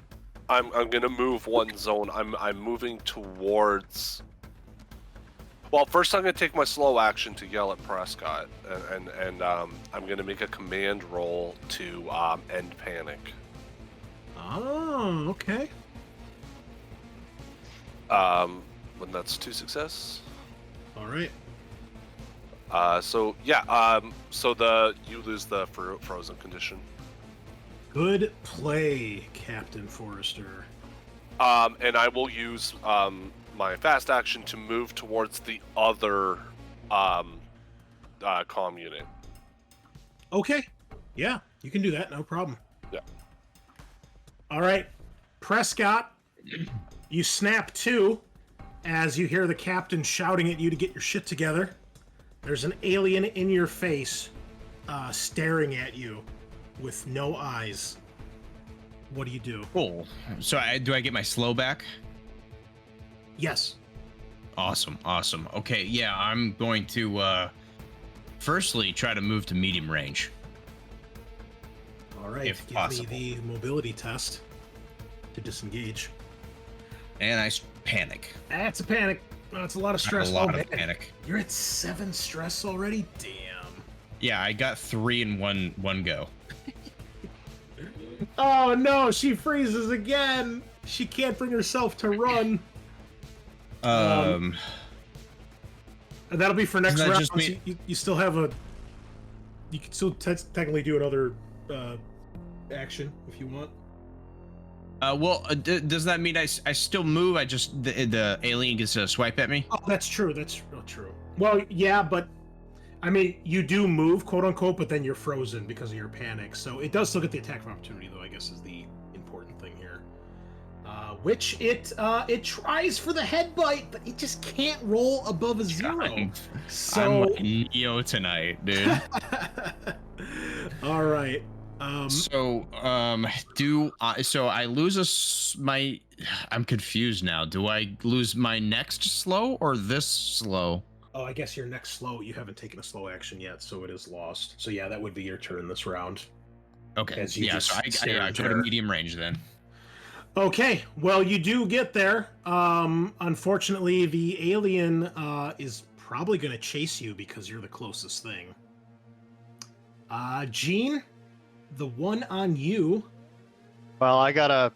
Yeah. All right. Yeah. Oh, It is doing the head bite, and this time it has 4 successes. Good thing you're an android. Ouchies. All right. All right. If you want to give up your other action to block, you can. You Okay. won't have any other actions next turn, but it's up to you. Because you already used 1 to block the previous Yep. attack. Think here. Let's see. Yeah, blind might as well. Oh, and then never Okay. mind. Well, you blocked 1, so you have 3 successes. So you're taking a total of 4 damage right now. Go ahead and roll for your armor. Okay. You block 1 more, so you take 3 damage. Okay. And if you were a human, you would instantly die. However, androids not. have their own critical rules, so you are going to get head dislocation. The android's artificial neck is severely fractured, and its head placed in an unnatural position. all fast actions become slow actions. Okay. Are you broken or are you still standing? I still got one left. Oh, nice. Okay. I'm still up. That just All right. hurt. You guys see Gene's head gets torn from his shoulders and his neck gets cracked as it's just hanging from some wires and synth flesh with synth blood spraying everywhere. Prescott, the one on you, gives you another point of stress as it stares at you as you're just staring back in terror, and you must make another panic roll. Oh, fuck. You feel like it's toying with you right now, Prescott. Scaarr, you there? Yeah. Oh, I'm sorry. Panic test, Prescott, me, panic test, and a stress, right? Sorry, man. Yes. Zoned out there. You're playing a little two in character. Perfect. Oh, perfect. Okay. So I am. It's chasing me anyway. This is exactly what I was hoping. I leave. I run out. I get this thing to follow me. Okay. Your stress goes down by 1, but every friendly character who sees you run, which is everybody, must make an immediate panic roll. All right. Alright, Captain Forrester keeps it together. Tonfa is trembling. Agility -2. All right. Alright, Carlisle keeps together. Well done. Alright, that's good. Carlisle, you're next. You are currently prone. Your gun is hanging from your chassis, your harness right now. What would you like to do? Oh, are you there, Carlisle? Oh, Is he AFK? I think Bill. Billy! Is he the one that had to go for a bio break? Oh, there. No, he No, just he disconnected, and he's back. Billy, come in. Mic issues. Could be mic issues. He typed something in chat. If you can hear us. I just got a DM. Oh. Maybe, no, that's old. Okay, let me send him a message here in Discord. Real quick, like. All right. Okay. If you can't speak, Billy, just go ahead and type in what you want to do in chat. Blink twice to shoot. Yes, we can see what you're typing. Between all the gifs, I can see your text. Un momento, folks. Billy is typing us a message. Maybe he's gonna turn traitor too and kill everybody. Oh yeah, we still got to deal with that. Mm-hmm. See, I knew it was suspicious that man urinated. I guess I should have. I don't know if I said, but he would be screaming something along the lines of "Long live General Vaughn," something of that nature. Oh God. No, he was peeing in Morse code. I was curious as to why he was wanting us to invade Cuba. I was confused. All right, he's got his action in there. All right, I love it. So from the ground, which this is awesome because if you've ever seen the Colonial Marines, whatever the fucking handbook that they put out, they actually show how you can fire a smart gun from the ground. So for his fast action, he is getting his gun back in his hands, and for his slow action from the ground, he is opening fire back on Private Johnson. Carlisle, go ahead, give me a ranged attack at minus... we'll say -1. It's not impossible, but it's also not exactly easy because the angle you're at. All right. We have 1 success. Do you want to push? He's sitting on 4 stress right now. No. Okay. No. 1 hit. That is 3 damage to our wonderful Marine.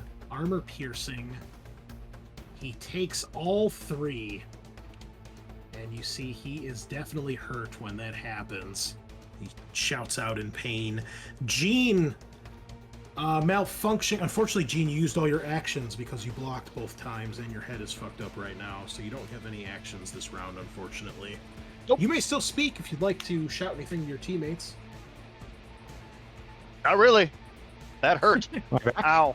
I'm sorry. I hit the mute button on my damn fucking headset on accident. I was trying to get all descriptive and shit, and sorry, Johnson, you're killing me. I want to kill this motherfucker now.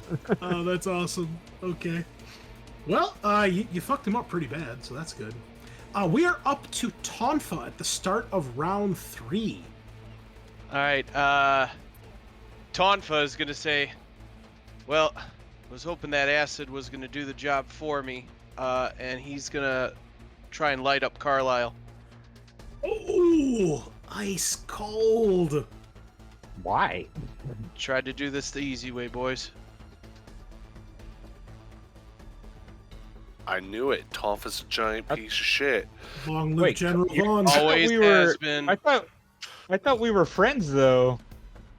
Aren't we buddies? I 'cause only you're my like buddy. Gene. He's buddies with Gene, technically. I'm rivals with Oh. Oh, no, you can have a buddy who doesn't reciprocate your buddiness. Roll stress. Wow, that Dude, was a terrible roll. you. I covered you when we walked down that hall. I don't understand why you're doing this. Okay, so Tonfa, you completely miss the guy who's on the ground and defenseless. Nice job. You panic. Perhaps you can't realize you're trying to kill another Marine. And you empty your gun and have to reload next turn. Well, I tried. Man, I'm kind of flabbergasted. Yeah. Well, I think Johnson is going to take cover. And he is going to shoot at Captain Forrester. Don't you Since- dare. Since she's going for the control panel. We just all go insane suddenly. We're killing each other instead of trying to do what we said we were gonna do. What the fuck? All right, opening fire with his smart gun. Oh, he panics. He does hit you though for 3 damage, Captain. Okay. Oh, he gets okay. So I don't have armor, so that's all of me. I'm down to 0. all right, hold up. First things first. So obviously Tonfa and Johnson are no longer friendly to you guys, but they are friendly to each other. So Tonfa, your stress does go up by 1 because of his panic result. Oh, right. And if you didn't, be sure you were ignoring whatever panic you got from the other guys, since you were no longer. Well, friendly. I added it at that point because I okay. didn't know the Makes rule on sense. that. Makes sense. Okay, Forrester, you actually should have 4 points of armor. You should have like a vest. So let me do this. Let me give you some Wow, armor. this game got really insane at the end. Holy shit! I was not expecting this. Oh, apparently she has 6 armor. She should have 4. She should have a vest. Let me just edit this for you. Okay. Oh, was All I right. supposed to roll armor earlier Go when ahead. I got hit? If you got hit, yes, you should roll armor. Oh, no, I did. It was armor piercing. That's why I rolled 3 dice instead of 6. I remember now. it is armor piercing though, Forrester. So you should only roll 2 dice. Oh. Okay, I'll re-roll that. So I'm just gonna go over here and roll 2. Oh my god, I can't believe Forrest Tonfa, my buddy, is trying to kill me. Like, It says You a must pretty bad like- buddy system. Okay. So yeah, no, I still go to broken, I think is what it's called, right? You take 2 damage. What's your total health? Oh, 3. All right, so you're down to 1. You take a point of stress. The first time you take damage in a combat, you take a point of stress. Well, that was 3 damage, wasn't it? It was 3, but he rolled 1 on his armor. No, oh, I wait, didn't. No, you're right. No, he didn't. Oh shit. Yeah, Okay, because I rolled the wrong number the first time. Okay, so what I need you to do is go to your general tab, and in the bottom right corner, you're gonna hit that big, beautiful button that says Roll Crit. Crushed foot. Okay. Could be Well, worse. I was on a ladder It would going be down, way so worse. that kind of makes sense. I'll tell you what. Give me an agility or a mobility roll, otherwise you're gonna slip and fall. Yes, 1 second. I'm slightly better at mobility. Oh, you got a cool little icon too for your critical injury, I think. Oh, would you like to push? Yeah. Okay. All right. All right. So, even though you're broken, which basically means you're kind of out of the fight, you can still talk, but you don't crash to the floor and take more damage, and thus take another critical. But you do hit the ground hard, and your foot is just obliterated, and you are broken now because you're at 0 health. So basically, on your turn, all that you can really do is crawl around and speak. Basically, you can't really take actions when you're broken. But you are not dead. Aliens are up. Yeah, after that one head bit me, is it still playing with me, or did it go away?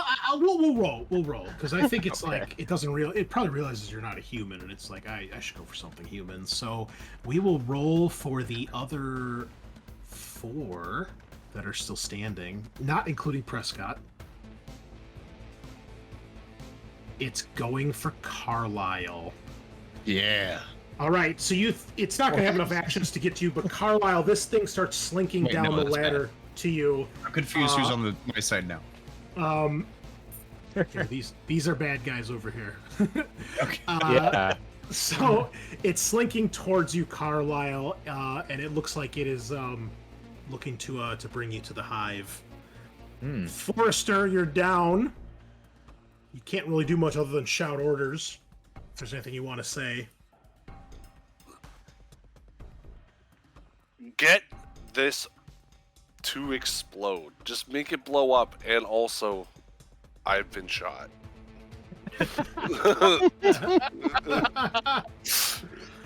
Prescott, it's all falling apart. What do you do? Oh God. Man, this really put a monkey wrench in my plan. Oh, you fled, right? So you Yeah. are. I was hoping to hiding get it this into a round. different zone. Yeah, you could definitely get into another zone. That's not an issue. And I believe you have to stay there for a round, right? Let me scroll up. Or is that the other one? I think I'm the wrong thing. No, I think that's flee. I did get flee. Oh, did You just can't take it anymore. You must flee to a safe space and refuse to leave it. You won't attack anyone and won't attempt anything dangerous. You're not allowed to make a retreat roll. If you have any enemy engaged range when you flee, take a stress. Okay, so yeah, you're panicked until you're stuck there until your panic ends. So you've maybe found another balcony or landing to hide on, where you're just freaking the fuck out. Unfortunately, you're stuck there unless somebody breaks you out of panic right now. Asbot. Alien. All right, I'm gonna roll because it's probably sick of chasing you because it hasn't killed you yet. So we'll roll again here to see who it's gonna go after. It's gonna be between Forrester, Tonfa, and the Johnson. I hope it The kills Johnson. Johnson. It's going for Forrester. They see prey that are down, willing hosts for the glory of the hive. Prescott, you can see over the ledge, this thing decides to stop chasing you, and it is now climbing down the wall towards the incapacitated Captain Forrester. Carlisle, this thing is basically on top of you. It's climbing down one of the ladders. What do you do? That's an easy aim. I'll quick action to aim. Just like it just shows my face, kind of grinning, like blood dripping down like my forehead. I just flick the auto on, and I see the guys, Tonfa and the Marine in the background, and I'm just gonna kind of like, just full auto and just glide down and just try to cut all 3 of them in half with my smart gun. Okay. Full with auto. With full auto, do you have to pick a primary target first, or do you just make the attack? 'Cause you can divvy up the shots, right? With full auto. Yeah, I'll blow the alien first. If Okay. I succeed, we'll see. All right. This is crazy. Oh my god. I'm all about epic moves like this, so I'm rooting for you. He knows that this is the last like 30 seconds of life that he's gotten him, so see here. So I right-click Smart Gun, and so I'm gonna. Are there any? So aiming is +2, full auto is +2, and what other modifiers should I add in? I won't give you any modifiers since the alien is basically directly above you, so I won't give you any negatives for shooting that. And if you manage to get extras with your spread, that's fine. Yeah. Well, I'm probably going to panic right now, but here it goes. Oh yeah. Oh no. Oh, we got 4 successes. That's all right. Okay, yeah. If you roll low, you need a 9 or less to avoid panic ruining your day. Oh, so I need to roll stress, is what you're saying? Yep. Yes. Okay. Ugh. All right. You did it. Carlisle pulls it together with a 1. What a fucking hero. Okay, so you got 3 stunts. What are you gonna do with all these stunts, man? Great roll. Boom, boom, boom, boom, boom. I just imagine there's some slow motion action going in. I'm gonna pound the alien for 2, and I'm gonna cut through, down across Tonfa and into Private Johnson, and just like spray the insane amounts of bullets. How does the damage actually work here with the extra successes? I don't recall how full auto works off the top of my head. So I think it's just 1 extra damage per success. Is that right? Let me check. I got the book right in front of me. Weapon, or let's see, combat.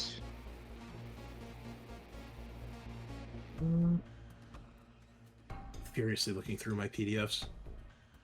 Full auto fire, page 96. Oh, good. Look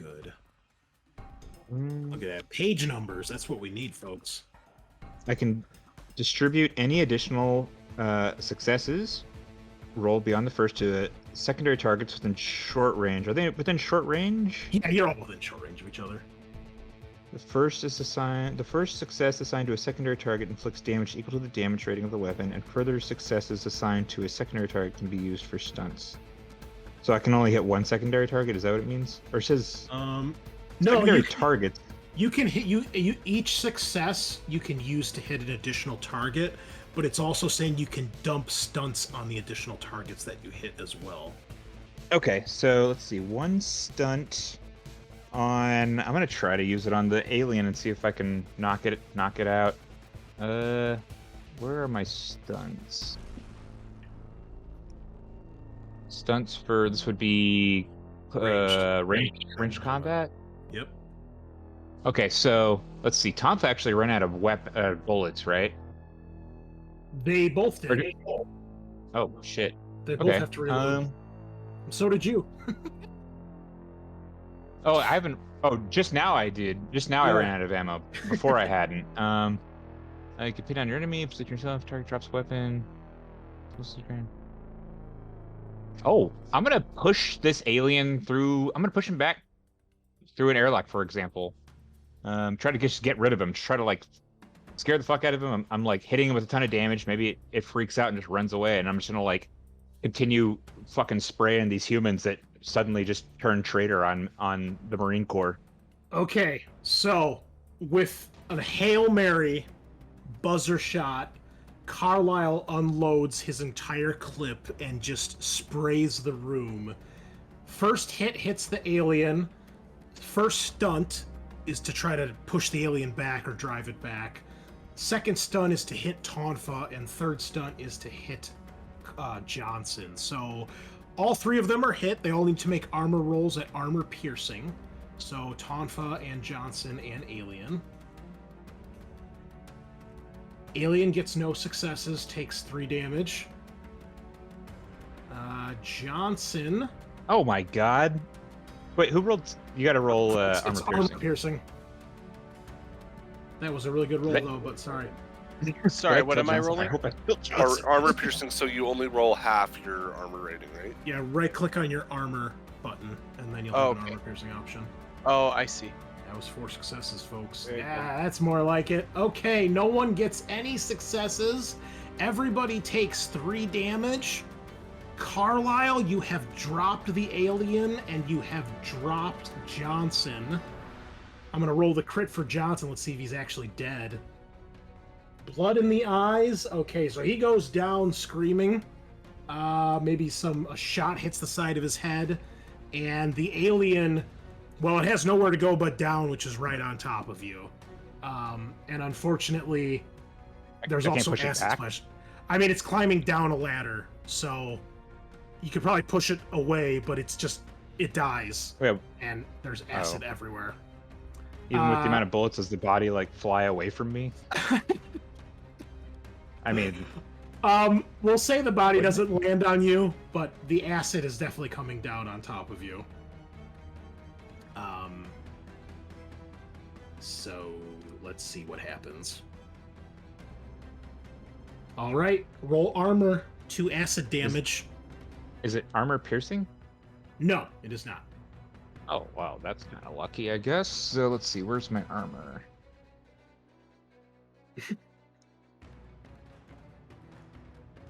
Should be bought. I saved Okay. 1. Is that right? Yeah, that's correct. However, you take another point of damage. Your armor gets damaged by 1, and you are still burning from acid. Gotcha. What a round. Holy smokes, Carlisle. All right, where the fuck are we? Gene, broken Gene. No one's attacking you anymore. Nope. No one's attacking me at the moment. So that means I'm going to shoot Carlisle. Oh shit! You can't hurt it. You can't hurt humans though. Oh, he can actually. Now that his Ah. Now fucked that up. his head broken off. yeah. And that's Okay, that's armor it. piercing. All right, Carlisle, armor piercing. It's only 2 damage. Is it enough to put the hero down? He got a full attack with like his head blown off and everything. I get a He slow gets action. 1 slow action. Yeah. Yep. Otherwise, I would have aimed. Yeah, but like, it's not hard or get- anything because he doesn't have a head.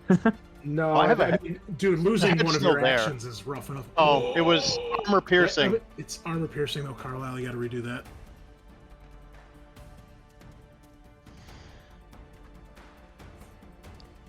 All right, you got me. I'm dead. All right, roll the critical in the bottom right of your general tab, please. Carlisle hits 0 health. Bubbling, bleeding, and pierced with bullets. Sorry, Sergeant Prescott. It looks like everyone turned traitor. Carlisle, roll crit for me, please. But I can't Oh, I hear you. rolled I'm crit. hiding like a zone away. I think Where do Forrester's I still roll on your crit? team. Bottom right of your general tab. Bottom right. General tab. Oh, okay. Okay. Oh, pierced head, you die immediately. Oh fuck. So, Good luck. Carlisle, you're looking up as this acid is eating through your armor. You see Johnson go down, and you see Gene look over the edge of the railing from up above, and he points the gun at you, and that is the last thing you see. What the hell is Gene's problem? Like, I don't know. It seems slightly He's out just of character. out of control. Whatever. Things with Gene. Gene Tonfa, is out of control. you see Carlisle is dead. Johnson is down. Gene has apparently joined your side, and Captain Forrester is being dragged off by an alien. Prescott is cowering. You know where she's hiding, but she's cowering right now in terror. What would you like to do? Well, I'm gonna This alien's dead too, obviously. Blech. I'm gonna reload and say, Prescott, we can do this the easy way or the hard way. All right, Yeah. just a quick You don't couple hear a bullets to response. all our heads, and we'll be out of this. All right. Only 2v1, Prescott. Go out like a true Marine. All You right, get no response. no response. Gene, what do you do? I walk He back just- over to Tonfa. Mm. All right, so we will assume you guys know where she's hiding. You guys can easily make your way over there because her panic lasts for a short while. So She can still respond if she wishes, but if she chooses to remain silent, then you guys kind of have free reign for a few minutes. You know, wipe the blood out of Johnson's face, and do. All right. Is this a cinematic moment? Yes, I think it is, because we're pretty much at the end here. So, All right. I mean, she's at your guys' mercy. I'm gonna because technically Jean could also patch up Johnson and technically get him back into the fight.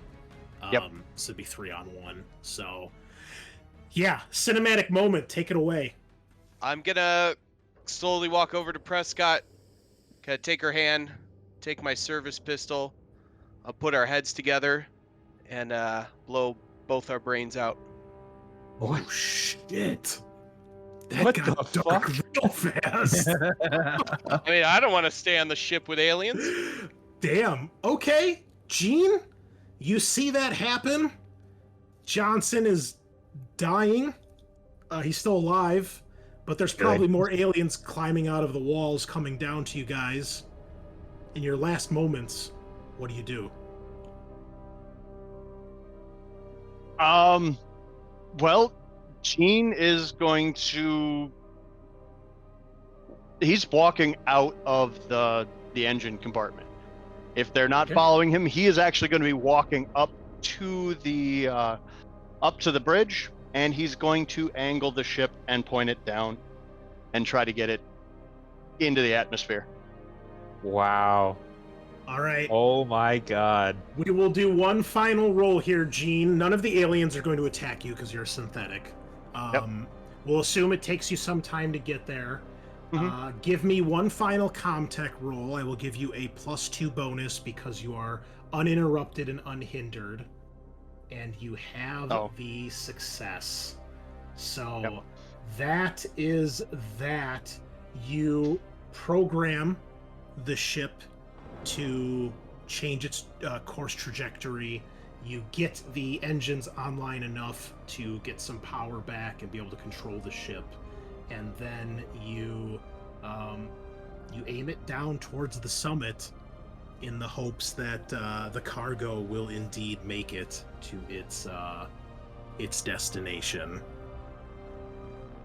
The last thing we see as the camera zooms out and fades to black is the silhouette of the Alexiares breaking through the atmosphere.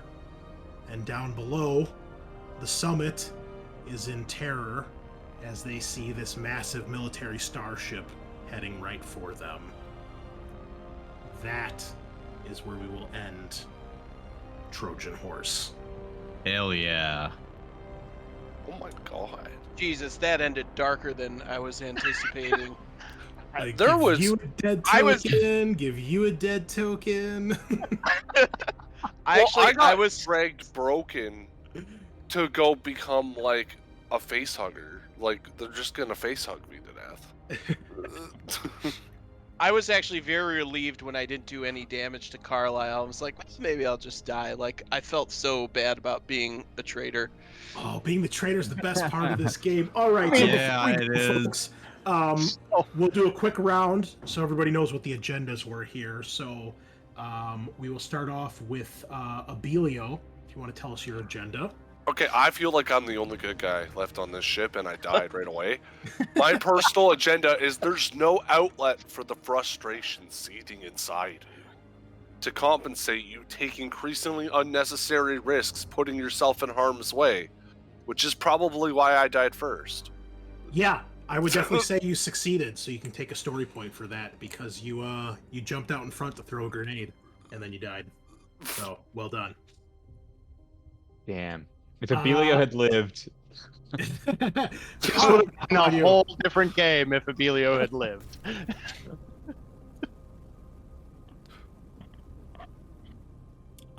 Carlisle, what was your agenda? I was a good guy too, Abelio. I was with you, honestly. I was with everyone, I thought. Same, honestly, the whole time. I was like, yeah, we're good. My personal agenda is do whatever needs to be done to end this war and stop whomever, whatever's attacking the frontier.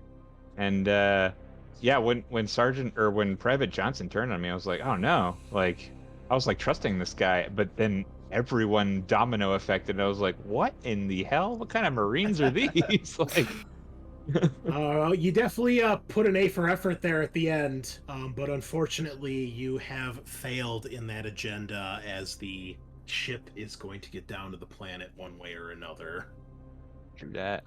But what an epic. That is the coolest use of full auto I've seen in this game so far. You fucking hit 3 targets and took out 2 of them. That was pretty epic. Next on the list, Gene, our mystery man. All right, you can't walk the razor's edge forever. Atone for your sins or embrace your new programming. Reconcile the conflict within you one way or another. Exactly how is up to you. I actually had a point system going for each person that I was interacting with to see who was going to be my moral compass. Abilio started out in the lead as my buddy. Carlisle kept going negative points, and I mean, it was neck and neck between Abilio and Tonfa until Abilio died. And and nobody else could catch up. So that's where that ended up going. Well, dramatic ending. It was great that you did that right at the very end. I was not expecting that. And you are the first Gene that I've had that has decided to go the dark side route. So I give you bonus points for that. You definitely get a story point because you survived and you picked the side in the end for sure. So well done. Sergeant Prescott. Well, my objective, my agenda became a bit contradictory after I discovered what our situation was, but it was to keep your team alive as long as possible and get to the bottom of what the hell is really going on aboard the Elixiaris. So, that quickly became a little moot. Partial completion. Unfortunately, the mission has failed. You got to the bottom of it, but the bad guys won, so very close, but no cigar. And then we have Tonfa, our other mystery man. What the hell happened here? Yeah, well, Raider. Tonfa is part of the Blackguard, and his mission was to get the payload to the summit, presumably to unleash it upon all the folks there. So I was kind of at a loss at what to do exactly once you find out that they're on the ship. So I kind of just played it by ear, and even up until the end, I wasn't kind of sure what I was gonna do. I was gonna try and indirectly try to stop what was going on, but then Johnson started firing and made it very directly. So at that point, it was just all hell broke loose.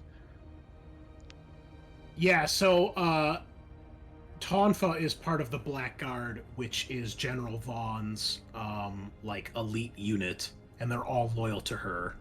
So there are other Blackguard. Johnson is one of them. That's why they do the nature calls thing. That's how they identify other Blackguard, and they're supposed to have a little bit of banter back and forth with basically passcodes that they say, which is just it's meant to be just banter. But another Blackguard would then know, and then they try to team up and cause problems. So he's a bad guy from the start. He's kind of the hidden traitor in this game, which you should enjoy it, Tyler, because it's the most fun. All right, Scaarr can attest. When I was on his channel like a year ago, I got to play what the fuck's her name from the Singleton, dude. Yeah, with What an epic ending. 7 success. I fucking shot the last guy in the back of the head with the shotgun, and I didn't domed panic. him. It was so awesome. Oh, it was great. No, So much it was fun. definitely fun. I just you guys caught on to the nature's call thing right away. So then I was very careful because I kind of knew if I said anything to Johnson, you would continue to be suspicious. So I guess kudos to everyone to catching on to the code word kind of right away. Yeah, no other group has done that. None of them. Everybody fell for it. So, well done there. Yeah. It just so- seemed really weird that in a room full of men who were all military soldiers, that you would be like, "Hey, wait, can I just abandon post to take a leak?" Yeah. It's like just Well- turn around. I didn't know how to get back to talk to. That's why I suggested bringing him with the group, because I figured I could at least kind of talk to him. But where it was going from there. I mean, the reason he says that is because he's trying to find out if any of you guys are Blackguard, because the Blackguard on the ship do not know who else is a Blackguard, so that's why they have this phrase they're supposed to use. So, he's gonna say that to see if anybody in the group is part of it. And obviously he tried to make it look like, before you guys leave, But anyway, well done, because every other group totally fell for it. And there's more in the scenario that can happen. There's a couple other events and activities. There's other locations you can go to, but so far this more or less tends to be the route that everybody takes. Every group I've ran so far, they go to the captain immediately, and then they they try to do something with the ship, either go to the bridge or the power core. So I'm sure there's other ways to have it happen. But and actually, listeners and players, this is actually normally a 4-player scenario. Prescott is a NPC or a PC that I created for this because I was running 5 people at Gen Con, and I felt the squad needed like an actual leader character. That's why I made her the sergeant and tried to give her more of the persuasive skills rather than just a combat monster. So, but yeah, that's it, folks. That is Alien Trojan Horse. Thank you all so much for listening as we continue our delve into Halloween. I want to thank all of our players. Scaarr, as always, a great pleasure having you here. You're always fantastic, and I can't wait to see what you do in Warhammer, so I'm really looking forward to that. And to all of our guests, William, thank you for coming back, man. Good to have you at the table again. And Billy and Aaron, great first game, man. I think we all meshed really well. Yeah, no, it was a great time. That was a blast. I loved it. I was very uncertain if it was kind of personal that everyone was killing me at first, but now that all the plots have been revealed, I'm like, oh my god. It's just How alien, did you man. live as long as you did? It's it's tricky. A lot of people when they play Alien, I think a lot of people come from the D&D background or Pathfinder, so they're not used to that sort of thing. That's why I try to put that disclaimer at the beginning of my games, especially for new players. And if you take it personal, I've had it happen at my table. Actually, I've had actual personal friends of mine who just could not get into it, and they just like lost their shit. And it's like, dude, first of all, we're just playing a game, but like, second of all, like, come on. And it happened to one guy twice in the same game that we played over the course of like several missions. And it also happened from the same player. The first Maybe this isn't the game for you. the first guy he had, they were like rivals and they were going at each other, and then that guy's character died, and the replacement he got was also like the hidden traitor of the scenario. And Oh no. but he just could not fathom that this was just part of the game and not this guy trying to like intentionally dick him over. So yeah, folks, you gotta get into the mood. Like, if you've seen the Alien movies, somebody is gonna stab somebody in the back, and it often happens in the game. So I want to thank you all for really leaning into it. Awesome, wonderful. I'm very happy we recorded this tonight. So, listeners, we will be back next week for some Warhammer Fantasy. Kyle is going to be taking his very first crack at being a GM. And he's going to be guiding us through Hell Rides to Halt, kind of a Headless Horseman type scenario that they released for Halloween a few years ago. So stop by. We are going to have myself along with Sean, Frogget, and Tim will be back, and we will be the players for that. So come on back, same time, same place next week, and we will see you then. Nighty night.